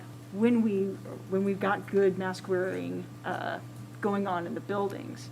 Have I understood that correctly? Yeah. So that seems like a nice sort of balance there. yeah, I'm hopeful that I hope that it'll work in the way that we intend for it to work. And I think kind of the positive thing about it is Jim will be able to kind of track the numbers over Christmas break to kind of see and gauge, obviously we won't have the mitigating factors because we aren't in school, but he'll be able to kind of see how it's lining up kind of in preparation for whenever we roll back into school. So, I mean, overall, I think the way that Jim has it formulated, it's going to work more in our favor for all those things that I've heard people say, hey, I wish it did this, and I wish it accounted for this, and I wish it gave us credit for this. I feel like it's going to accomplish that goal. It's going to be maybe a little bit more, I hate to use the word mysterious, but it's not like people at home are going to be able to track the numbers and say, oh, this is where I think it's going to be, because Jim's going to have to, or whoever's in charge of it, be privy to the numbers that the administrators are, sending every week about how we've been doing on the mitigating factors. And it's going to have to require the health department's cooperation for any cases that come from the long-term care facilities. And so it's not going to be maybe as simple and cut and dry as, add these up, divide by 14, bingo, there it is. But it's definitely, I feel like it'll. But that's because it's more tailored, it's more specified. Right. It takes into account so many of our actual realities and gives us a much more accurate picture of what things really are. Right. That's our hope. And so, anyway, on that chart that Dr. Mayer showed, I saw some people checking it out. Like, that is, with the new phase 1, phase 2, phase 3, phase 4, that is like, it's basically the same thresholds that we had previously from the NCMC one. It's just scaled for the fact that we're only using the Marshall population of 12,934 than the NCMC one was originally scaled for 25,000 people. And so that's where those numbers came from.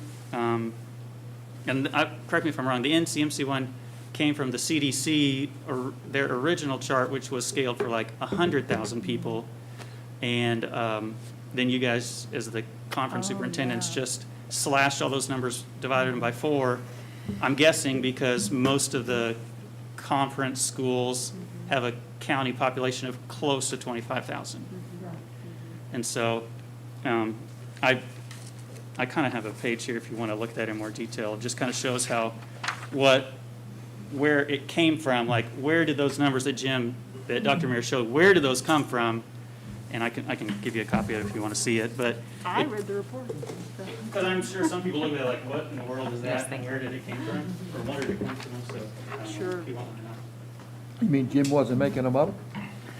You didn't read the report? If he did, oh my goodness. Should I go on the map right there? There you go. Yeah, their map. Oh my goodness, I gave you that. I guess the way I gave it to you is actually backwards. This is page 2 at the bottom, sorry. So basically it's kind of like the evolution of the tables. So like where it has page 1 at the bottom there. I believe that's the original chart, and Dr. Mayer, you can correct me if I'm wrong. That's on the CDC's website, and that was based out of 100,000 persons over the last 14 days. And so then underneath that is the old model that we've been following, since September, whatever, where they just took all those numbers I have kind of highlighted in that box there, and they basically just divided them all by 4, since they were tailoring it to a 25,000 population rather than 100,000. And so on the back, where it has page 2, there's the slide that Dr. Mayer showed a minute ago.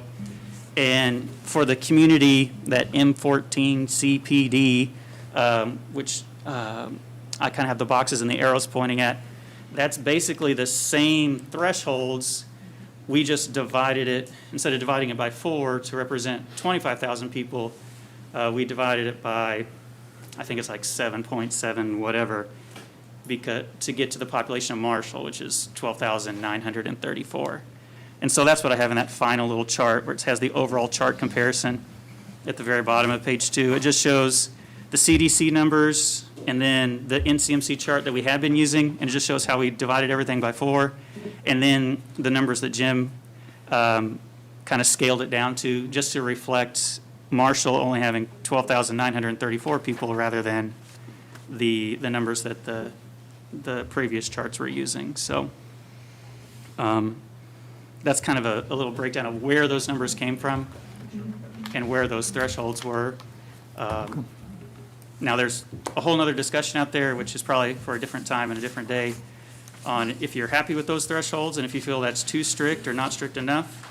And like if you like the number that we've been using at 12.6, or if you wanted to adjust that number to make it higher or lower, and that's the conversation that is probably above my pay grade and not something that Jim and I really felt comfortable deciding for the district as a whole. And so I feel like that's probably why it's basically the same, it's the same amount of cases, just scaled down to Marshall's population, and now we're including the mitigation factors that can help give us some credit, and we're taking away some of the value given to the long-term care facilities, but we're also increasing the value given to the cases in our district and in our buildings every single day.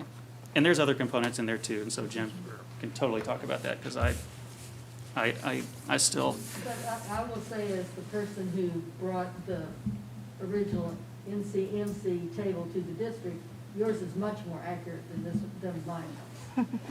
So, because it's down to the number of people in our community.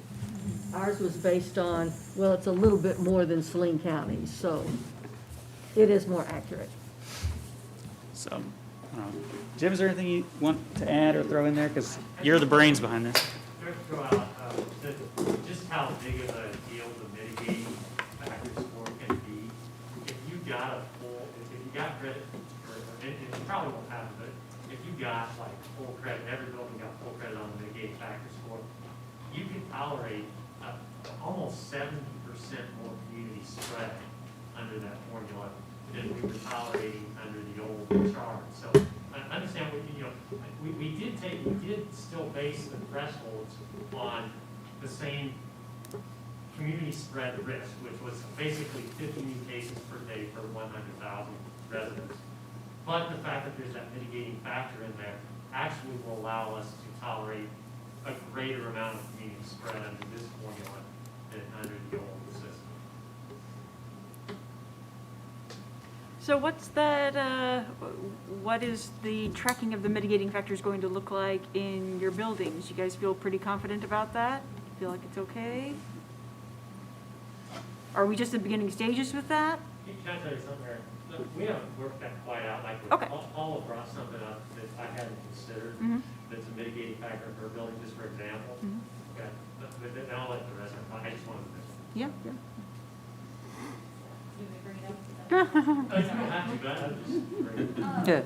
Sorry, I wasn't looking at it. Yeah, so, in the factors that you put on there, the two main ones, were the social distancing and the masking, which we were masked, but social distancing with a full building,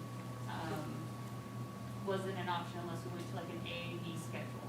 And looking at our age group, we went with, the DESI recommendations at the beginning of the year with cohorting instead, so then that limits the contacts.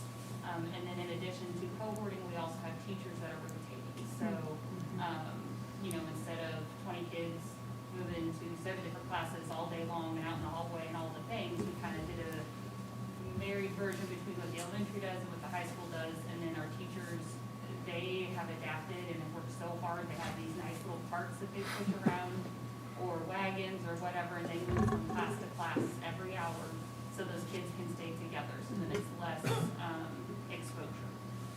So it's just a little different than what AB is, or we kind of, it's more like elementary, but we just rotate. Yeah, yeah.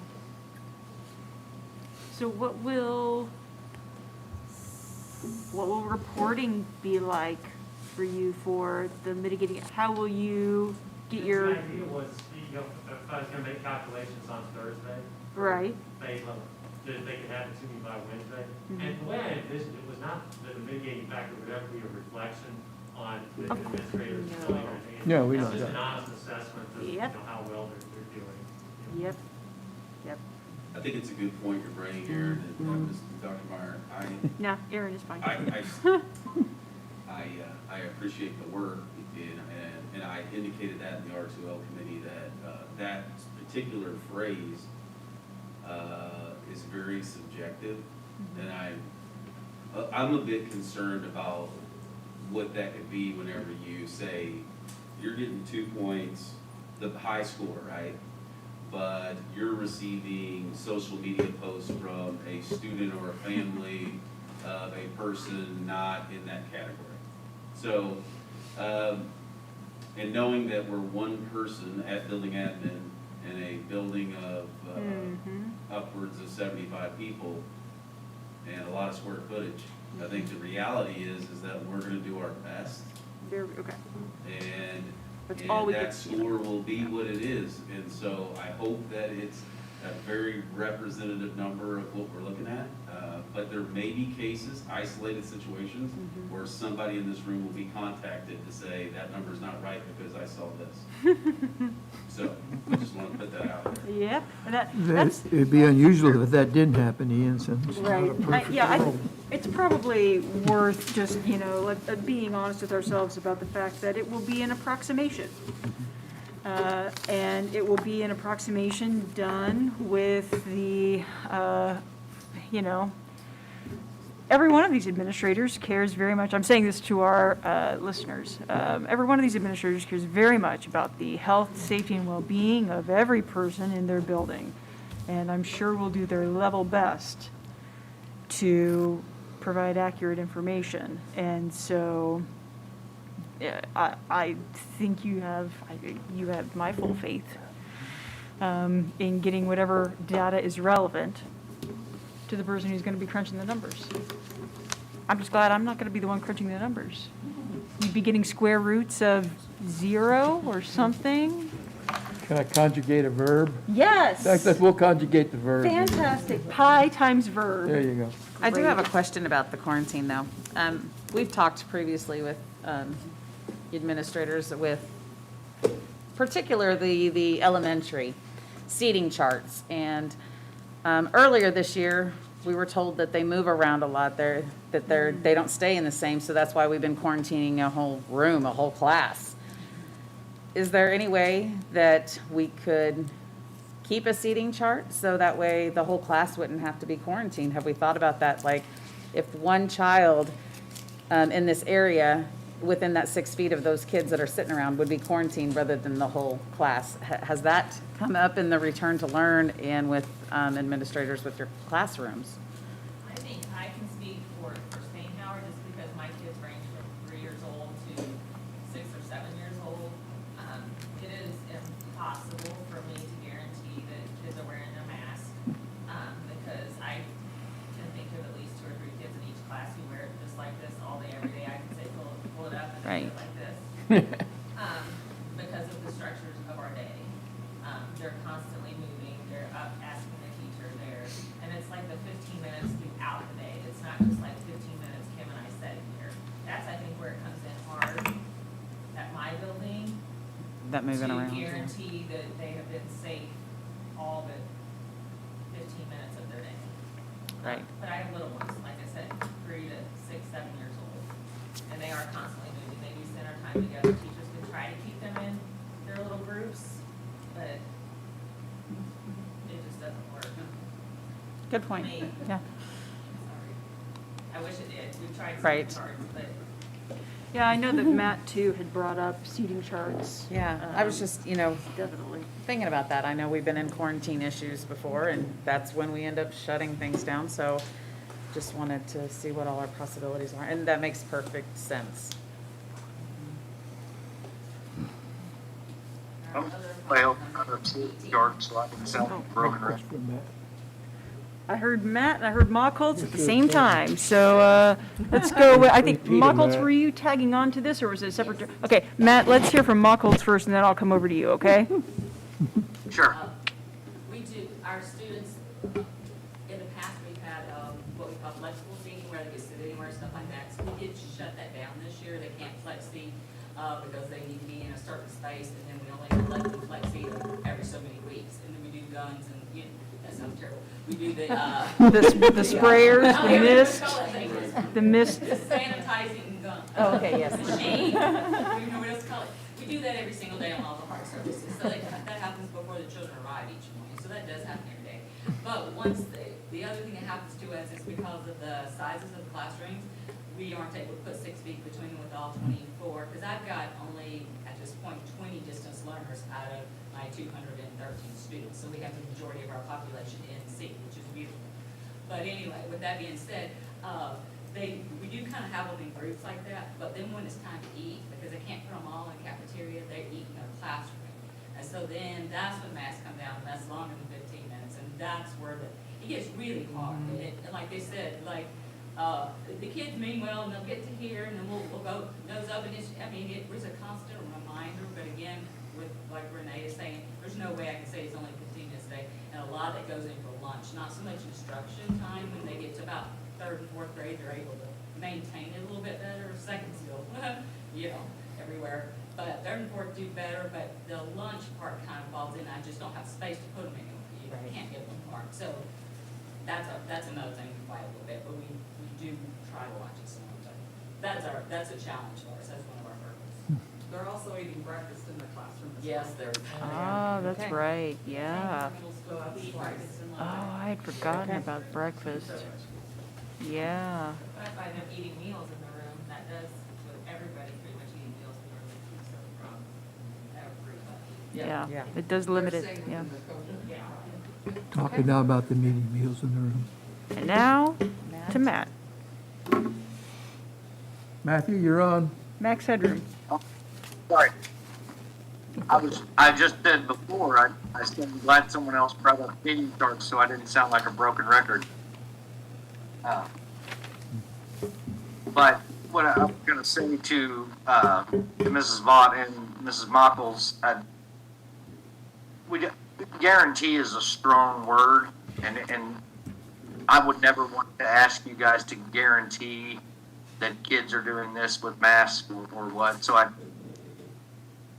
I mean, I'd love to remove the word guarantee from any of that at all, because I just think that puts a lot on an individual plate when we're asking them to guarantee something, especially a first grader wearing a mask over his nose all day. I mean, no one could guarantee it. So Can't get college students to do it all day. don't add extra stress to what they're already trying to deal with when they're in the building. So,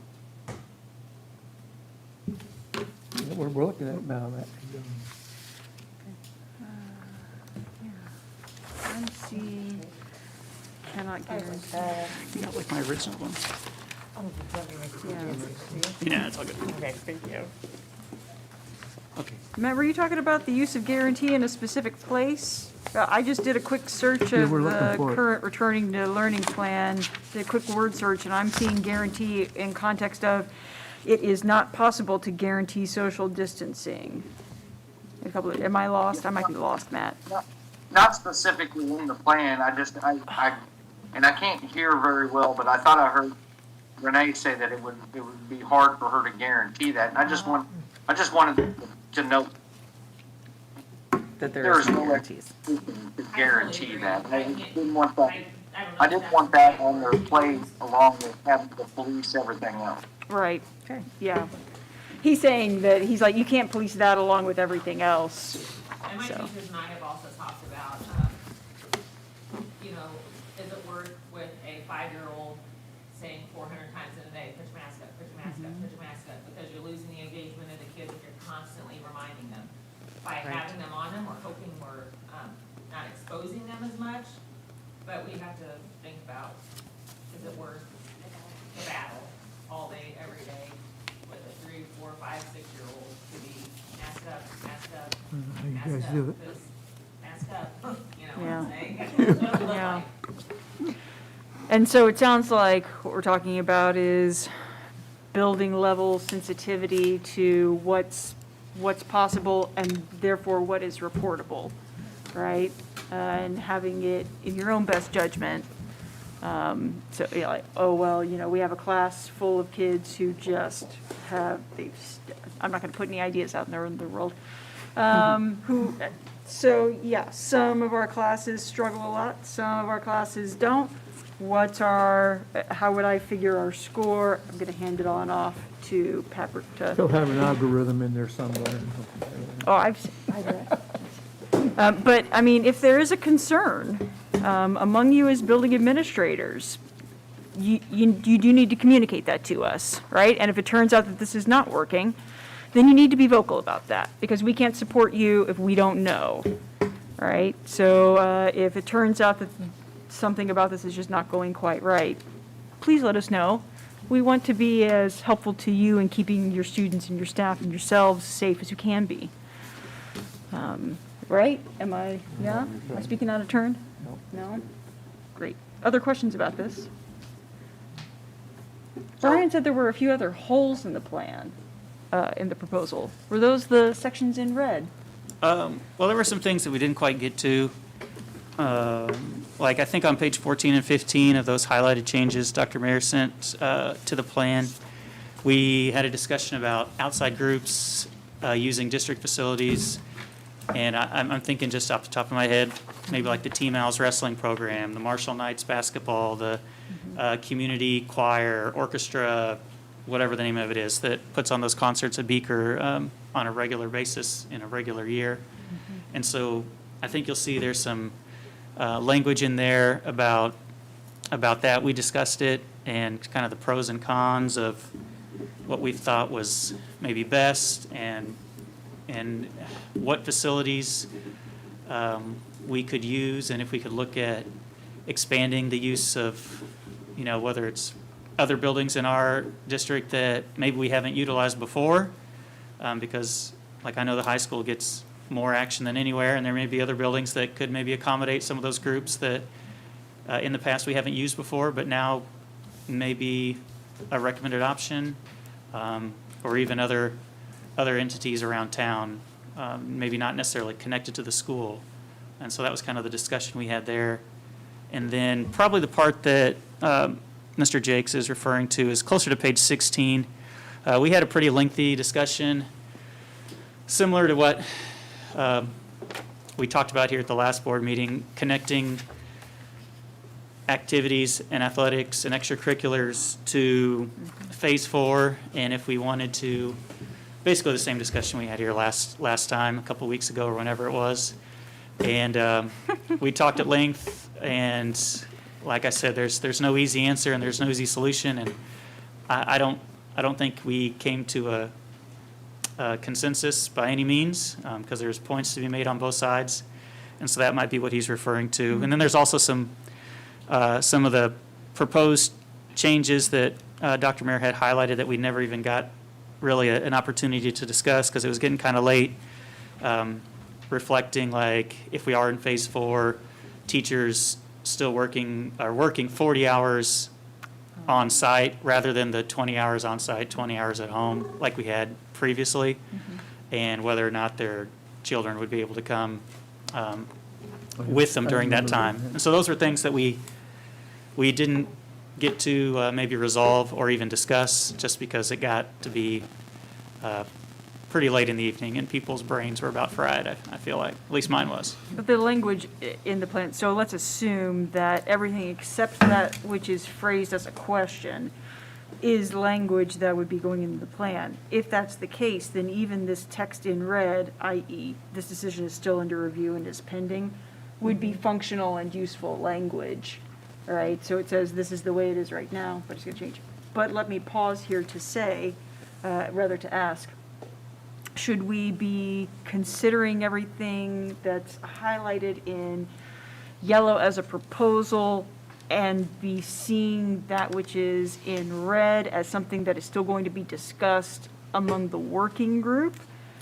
Or should we be taking that which is in red as also a proposal? Well, I think that since the board is really the highest level decision-making in the district, that it could be either one. You Okay. could give the committee the latitude to go ahead and discuss it, to continue to discuss it, or you could make the decision and say this is the way it is. So I just wanted you to know that we really didn't get to those really controversial things that we've talked about before. Because, well, the ones at the bottom of the page, we ran out of time because we were fried. Well, you needed to have the phase thresholds in order to even really have the conversation about athletics and activities, to be honest, so. We needed the thresholds? You needed to have the threshold work done in order to even have that other conversation. So it Well, makes sense that that's the thing that gets. The phases, the parameters of the phases wouldn't change. No matter what we are going to assign a threshold to the 4th phase. And in the 4th phase, these are the qualifiers for the 4th phase. Sorry, I just meant like the new numbers that go along with it, that correspond, that are more tailored to our district. Right, Yeah. and we would need to know, yes, the new numbers, but those numbers would be attached to the phase, and then what's underneath the phase would be the same. Right. So in phase 4, I think we're going to face a couple of questions, and this is written, and I wanted to say to you all that as the board of directors of the district, you can make the decision. The committee does not have a recommendation to give to you on these. So we will go back and tackle it at our next meeting, which is the 6th of January. Or you all can say, this is the way we prefer it, and so write it to make that happen. So And with- the controversial subjects, of course, we've talked about this before, should sports and activities be allowed in Phase 4? Are teachers expected to work regular hours on site in Phase 4? And if we're at all distance learning, can teachers bring their children with them to work? Those are the biggest controversial, is there any other one that I missed? Yeah, one of the biggest topics that came up in there was, that from the administrative group, and correct me if I'm wrong, Paula, but it was our concern to continue to provide at least small group intervention. It wasn't so much the emphasis on activities or sports. It was, can we have small groups of students come in on our buildings in Phase 4 with the appropriate staging and modification, mitigating factors, and cooperation from our teachers. Of course, that would be we'd have to visit with our teachers and say, do you feel comfortable in having a small group of students? If not, we'll find another route. We wouldn't want it. I'm sorry, Ian. That was the biggest Yeah. piece from that, I felt, was the ability to have small groups for academic purposes first. And then activities would be tied to that, in the case that they would have small groups for their activities, not whole teams practicing in a Phase 4 situation. So I don't know, this obviously wasn't communicated very well because that has already been put in the plan. Back when we talked about the Career Center and the Career Center kids being able to come, so that was the time before this when interventions was already in the plan. That's great. So I don't really think that there would be a conversation about activities, is my point. If we're gonna allow small groups for academic purposes and we're gonna add mitigating factors for them, then I feel that we would do the same for our Right. activities. Absolutely. Would you think that the activities, if it was a basketball game, for example? I think that that's a big difference, and it's in there in regards to, that was the area that I hope you guys are describing that states that the school administrators and the athletic director would deem whether that was appropriate to have the activity based on the community that's coming or we're going to. Yeah. And there was a lot of discussion on that, and Brian suggested looking at community numbers where they're coming from, but then we talked about how those may be reported in different manners, and it would be very difficult, but we felt as an administrative group, at least the high school administrative group working with activities, it would be good to have a phase system to be able to say, that, you know, when it exceeds this amount at the community that we're going to or coming from, then we don't want to participate in that event to protect So even if. our academic efforts.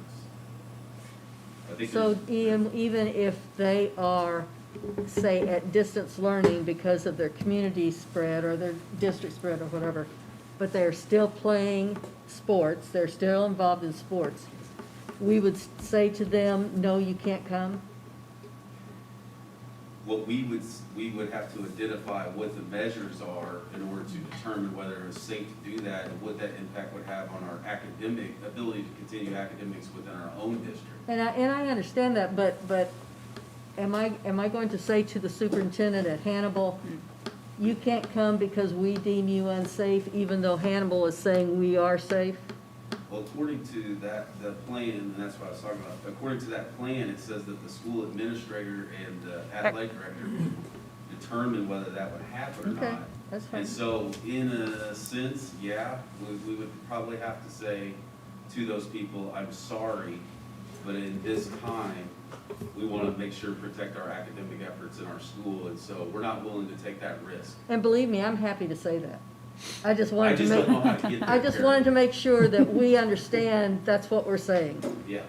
Well, and I think an example, and we kind of reached this in the fall, but we had schools that didn't want Yep. to play us. I know middle schools have stepped down and. We had it too. Yep, I mean, I think yep, some yep. schools already do that, so we just gotta figure out what that looks like for us. And that's what, so just to be specific about the wording here, I think, Verts, what you're talking about is this bullet point that says, school practices and activities will be held based on each group's safety and evaluated daily. Measures to ensure safety protocols being followed will be put into effect. Activities and interactions with other districts will be monitored and held or canceled due to safety and COVID rates in other communities determined by the school administrators and athletic director. Yeah, I just wanted a little bit of clarification in regards to who that is, because school administrators could be A whole bunch of that, is that something that I'm going to need to evaluate numbers from other districts? Because that would be something that would happen on a regular basis for our athletic director and myself. Yeah. If that falls at the high school level, because we have multiple events within a week. I mean, we may be somewhere one night and then we have somebody coming tomorrow night. So we would have to make those decisions a day ahead of time to give them enough to change their plans on transportation or to change our plans on transportation. And so to be fair to that, I think there has to be some kind of calculation to help us predetermine that. So it's not, well, I just decided that Hannibal is a place that we don't want to go. We don't want it to lead to that level. So I know it's not an easy one. Yeah, and that was my suggestion, that we predetermine that. So I don't have to say to Hannibal, oh, this week you're okay, next week you're not, I mean, it's not me saying it. I don't mean to say that, but. Or do you check with them like every 2 weeks versus every day? Yes, yeah. You would give them plenty of time to say, yeah, we'll play you. If something drastic happens, please call us. And then you and the AD make the decision, notify the superintendent. Your call. I was gonna say, it seems like Oh. building level administrator and, That's your job. it says athletic director, but I guess it's activities director, right? Yeah. Should be activities director here. So, yeah, would there be any problem with that, Dr. Mayer, having it be the building level administrator and the activities director who makes the call? 99%. Absolutely, Okay. but it will come up in the discussion. And I do not mind one bit, but, I'm just saying that it will be, I wish other schools were doing what we're doing, is what I'm really saying. Well, and when it comes to a threshold, like a cutoff, having something that's objective and not just subjective, it just sort of like what about, what about following our own rules there? I mean, if they're not in seat, then, but I don't know, is that We a don't have their reasonable, numbers, so would we? do some schools even go out? See, Can I make a suggestion? Oh, what'd you say, Matt? Can I make a suggestion? Please, please, please. So on page 12 and 13, we have spectator guidelines that we're going to abide by. And for instance, phase 4 says no spectators will be allowed to attend. So say that we're in phase 2, hopefully soon, and so we've got 35% of the gym in auditorium. So if Hannibal is in phase 4, could we just not implement a phase 4 rule for that night and just allow the team to come, but not allow the like our games? We would take in consideration their phase as well as ours in our spectator guideline, and that way you don't have to figure numbers up. I mean, we know what phase they're in. You don't have to figure numbers and look at them. That looks like it would work. Would that work? I'm just not sure that they all have phases. That was gonna be my only question, Yeah. was, are we still working? Like Ed said earlier, I think that is the best way to do it, is to try to look at it on a weekly basis. And then you also have to account for sudden spread or sudden issue that you have to, just like we would for a weather event. And so I think it's better to look at it in that weekly basis, look at who our opponents are next week, and be able to say, okay, if the things stay the same way or similar, would we feel as though that's a necessary risk for us to take? Because ultimately, every time we're taking a risk on whether we're going to be able to stay in seat for our instruction. Because those same students that are participating come back and participate in our academic programs within the school, either that very next day. So, Where would we get those numbers? Would we look at their health department? well, and that's what we spent a lot of time in discussion was Brian had suggested the health department numbers. I think we need a little bit more time to evaluate what we would find as identifiers that we can be comfortable with making decisions about risk for our students. So it sounds like something that we need to put back to the working group. to me, I think that piece is very, very important. I think it drives all of our activities moving forward until we make changes to this document, again, with new information. Makes sense. Well, who would know the most about the district but the superintendent? I mean, if I was another district and I wanted to know what Marshall's number were, I'd call her. Yeah. She's the boss. Yeah, I'll get the calls, that's why I just want to know, and I'll be happy to say whatever you all want. That's what I'm saying. I mean, Yeah, and like Carol indicated to me, sometimes, you know, the communities are not being, they're not as being as forthcoming with their reporting of their data, and so we really have to trust those people. So I would count on relationships, and I know that Carol has those with all of our conference superintendents, because they meet. Mine would be the high school principals and the ADs and the coaches that I have worked with to try to gather that information. I think it streamlines it a little bit with Dr. Mayer, but as far as our building level, I think I would have a really good thumb on what we could tolerate at Marshall High School, is what I was referring to. So it sounds like that needs to be hashed out a little bit more among you guys, yeah. I do have two questions. Of course, yeah. So, Dr. Mayer, with the return to learn, did they decide to do away with the idea of the daycare and just allow the kids to come to work? Is that the idea? Well, we haven't decided yet about the kids coming to work, but doing away, we have decided with a lot of input from a lot of people that the daycare probably wasn't going to work out for Okay. us. And second, in this plan, it says 12-month workers, classified staff, will report to work as usual unless a notice was given. Okay, what did you guys mean by unless a notice given? Well, actually, if there was something, if there was a positive case in, say, the custodial group, and some of them, the 4 people who had been together, it was written that way so it was kind of gave a little bit of flexibility. Okay, Also, it had in there, we talked in there about weather also. and I just lost my place. I had it marked just a few minutes ago. And it's going to go back to the teachers working 20 hours on-site, 20 hours off-site, but classified staff was to report, and I'm trying to find it, I lost my place, Okay, we can take our time. where they were to report as irregular hours, but there is a clause in here to report to work as asked, and let's see. Classified staff may include secretaries, nurses, paras, social workers, therapists, parents as teachers, whose supervisor asks them to report to work. So is that stating that some of them may not be working irregular hours, or are they working part-time? Because my understanding is I'm getting feedback that some classified staff are not treated, there's some secretaries working full-time and some aren't. Is there a reason why? I would not know that. Okay, so I just want to make sure that everybody is treated equally, same across the board.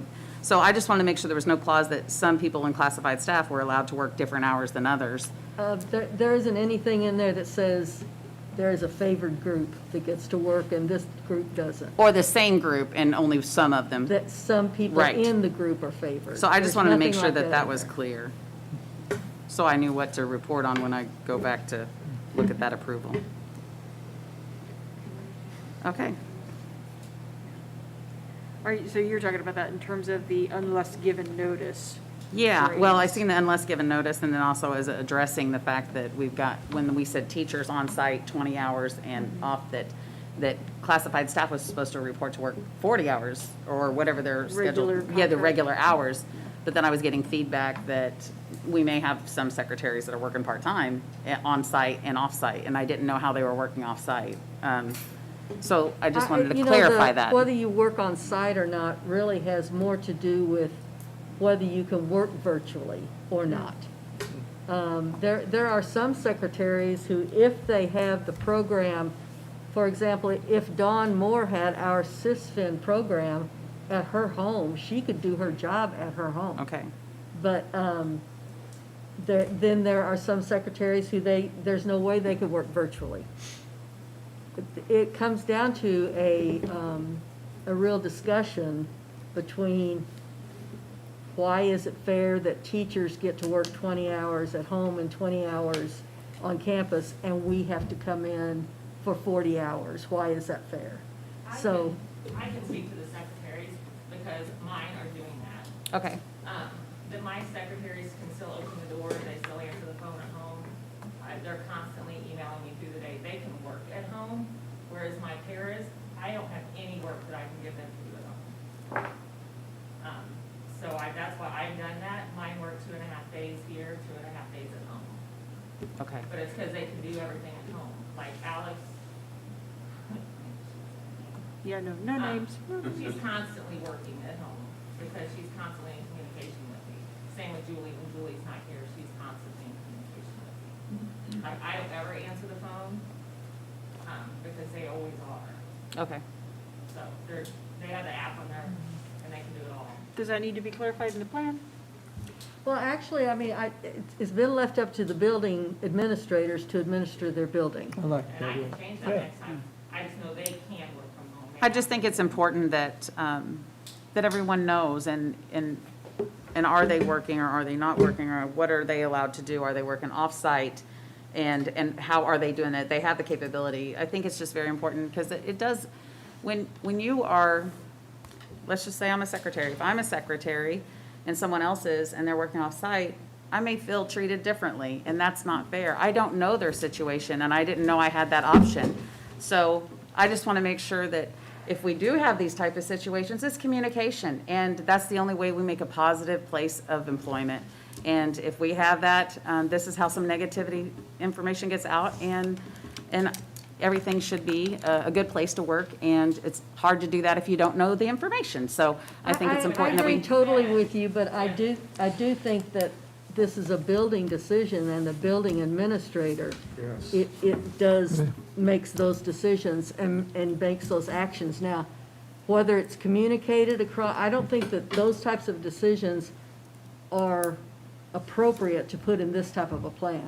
That's a building level decision. Well, if it just says that we're working 40 hours, Well- you know what I'm saying? That's why I'm asking for Correct. clarification in this plan. Are we working 40 hours? Because if it says that, It does say that, and that is the Right. overall picture. But in the detailed portion, building by building, that's up to the building administrator. And I So, think that kind of comes back to whoever is complaining needs to go to Ian and say, hey, how come Renee's gonna do this and I don't get to? That's right. Right. Ian probably didn't even know I was doing that. Right. right, So, but it's all about communication. right. it is, and if Christie. if they have a concern, they need to voice that concern. They need to voice that concern to the person that is closest to the problem. It's not Yeah. a problem. That's We an agree with issue. that. We agree with that, but we know that there's things that are broken. And I'm Well, not saying that even a particular secretary complained. I just happen to know about it, so just We saying. just need to keep encouraging people to ask at the local level, at the person who's Right. the closest to the problem. And just to make that clear, they did not, Dr. Mayor, is what I'm stating. So I'm saying, I am asking that question personally.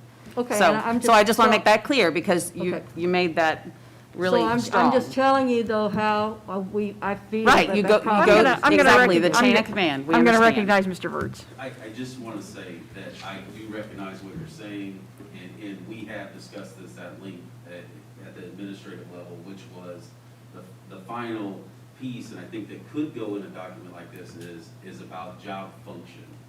Can you appropriately complete your job function? We will do as much flexibility as we can to meet you and your family needs, as long as you're able to complete your job function. This is where I've been centralized in my decision-making. I don't want to speak for the other administrators, but I believe that was the consensus of the group. So yes, it is a building level decision, but all those are weighed on, can you still perform your job? duties? Absolutely.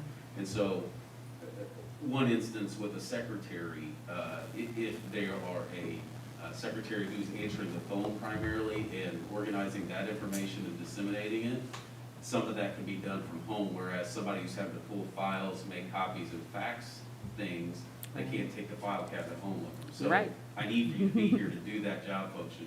And so, yes, it does lead to that, and that's the difficult part that we all have to answer to. And I totally understand where you're coming from. All right. Thank you. Well, and Matt.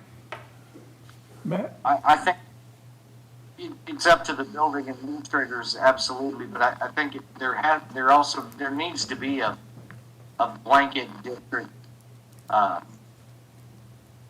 policy, I guess, so to speak, so that someone's not taking advantage of it with the administrator not knowing it or, not being aware of it, or I don't know what instance would come up. I don't think it would hurt to have kind of a blanket policy on it. You thinking You want a about, policy I on it? disagree with that. I think what Matt, let me rephrase this to see if I'm tracking what you're saying. I think what Matt might be saying is, hey, what if in the R2L there were something that very clearly stated that when it comes to all staff, including classified staff, et cetera, when it comes to the staff, the building level administrator is ultimately the decider when it comes to whether this person can perform job functions remotely or on site. Yes? As soon as you write it down, then you create, Yeah. Well, bottom line, we just need to have administrators, it's their school, let them run it, you know, they know the deal. I would be willing to talk to anybody. Jesus. If I have a custodian who can tell me how they're gonna work from home, yeah, if they can tell me exactly what they're gonna do from home. or an either electrician or a here, cook, I'd be they're, very willing yeah. to discuss that with them, same with the para. But I just don't know that it's that easy for everybody. I think we're chasing a rabbit. Yeah. Yes, we are. But I see Matt's point about having just one simple statement that says building level admin get final say on If you're able to perform your job. here or, Offsite. yeah. Does that reflect what you're talking about, Matt? I don't think it's necessary, but. Yeah, I mean, basically, like Ed's saying, and I mean, I think the building administrators, they're managing their buildings and they're doing well. But I mean, they have to fall back on expectations as well. So if they all know what the expectation is, then there'll be no big discrepancy in what one is providing and one is not. Yeah. Okay. Would you mind adding something to that effect, Dr. Mayer? You'll need the language about it, I know. Yeah. We can talk about, yes. Okay. And how to address it appropriately, yes. Now, I do need to ask, though, the returning to learning plan is not policy.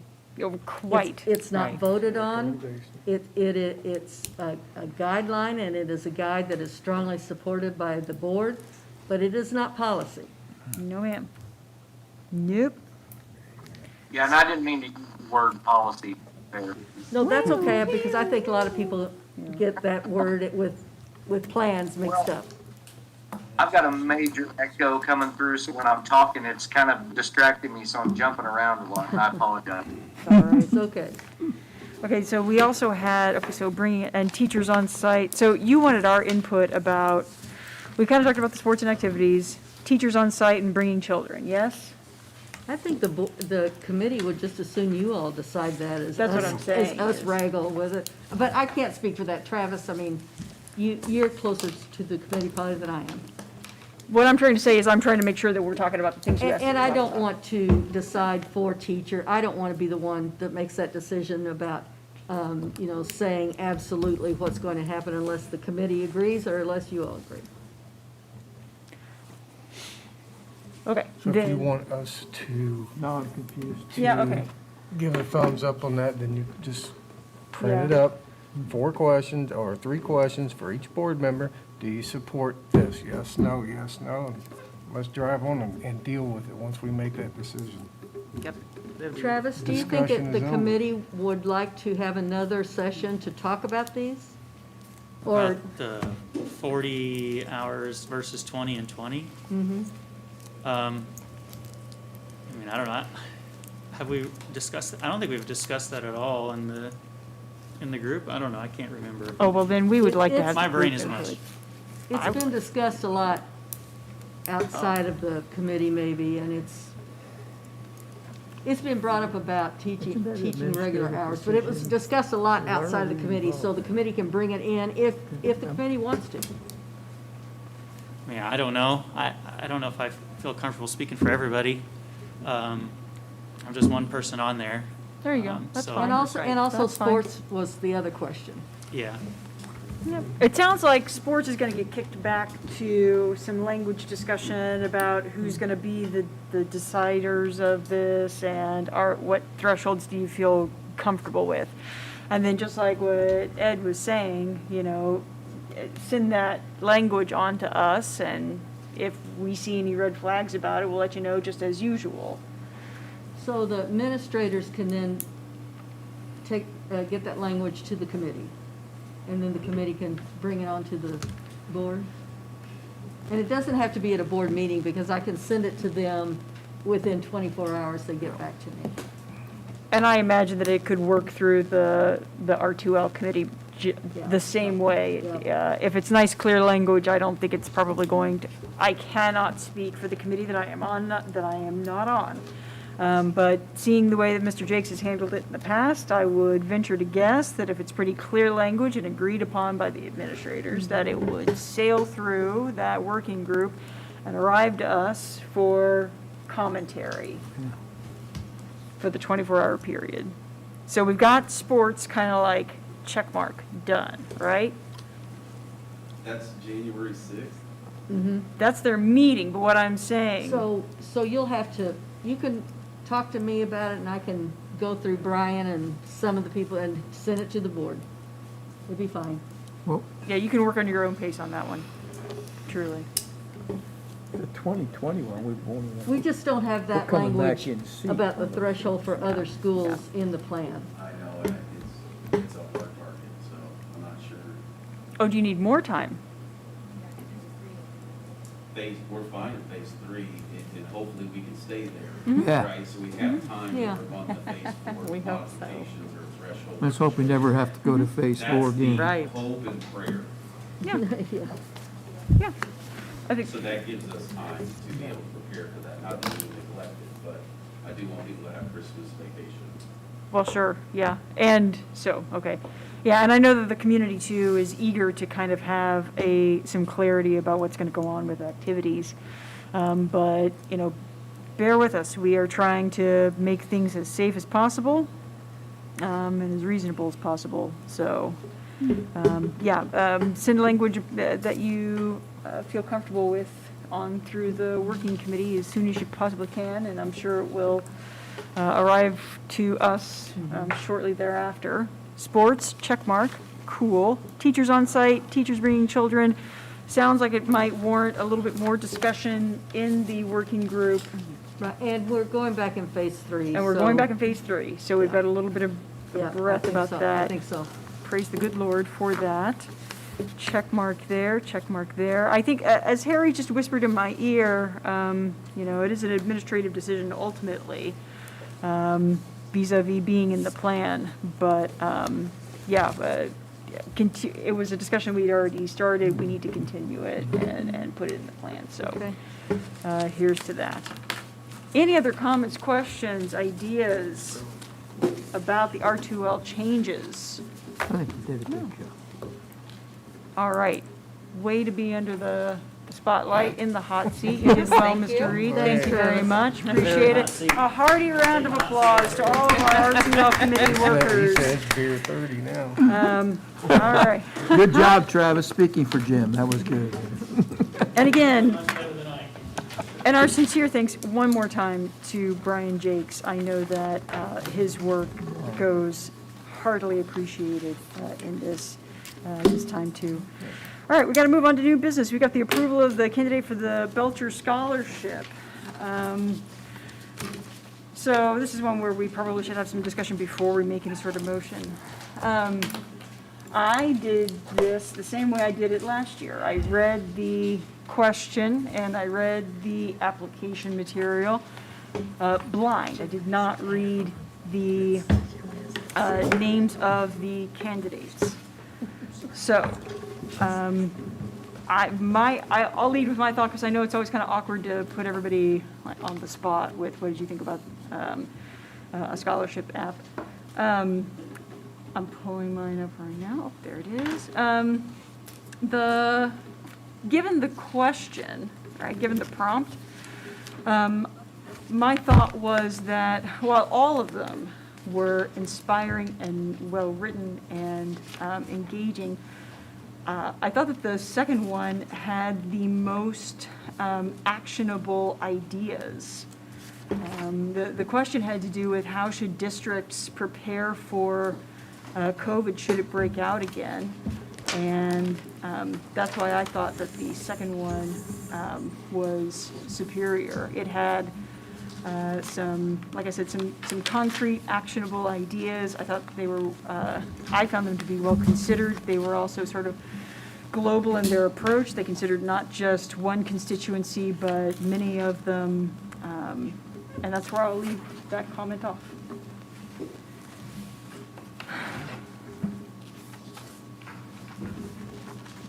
And to be specific, I'm talking about the one that begins the COVID-19 pandemic that caused school buildings to close. Any other comments, thoughts? So we were to choose one of these three.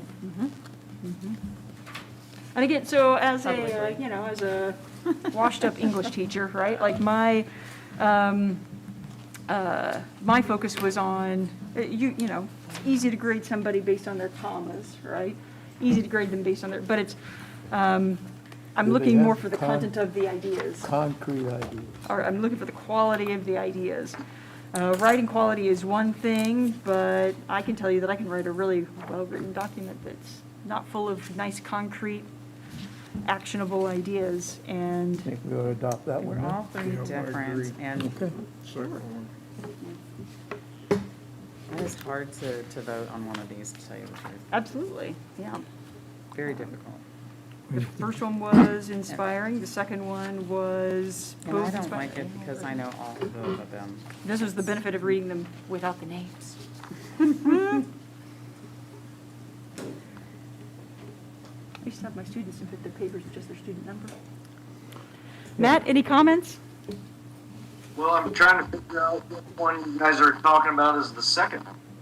The one I'm talking about is the second one is the one that starts the COVID-19 pandemic that caused school buildings to close during the spring of 2020. Okay. Let me get to that.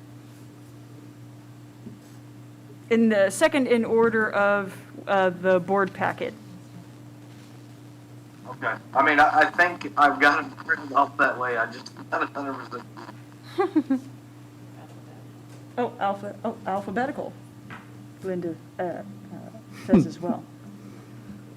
Which doesn't help me. I would agree. Too. Okay, so we've got me and Matt in favor of number 2. What I'm saying is number 2. I'm excited for the reveal. You still know who it is?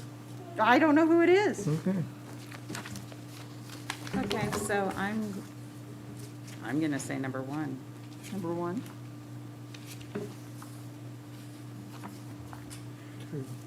I got Ed on 2 as well. That makes a majority of us, Matt, me, and Ed. I'll go on too. with Harry. Okay, so then we need a motion to accept, who is this?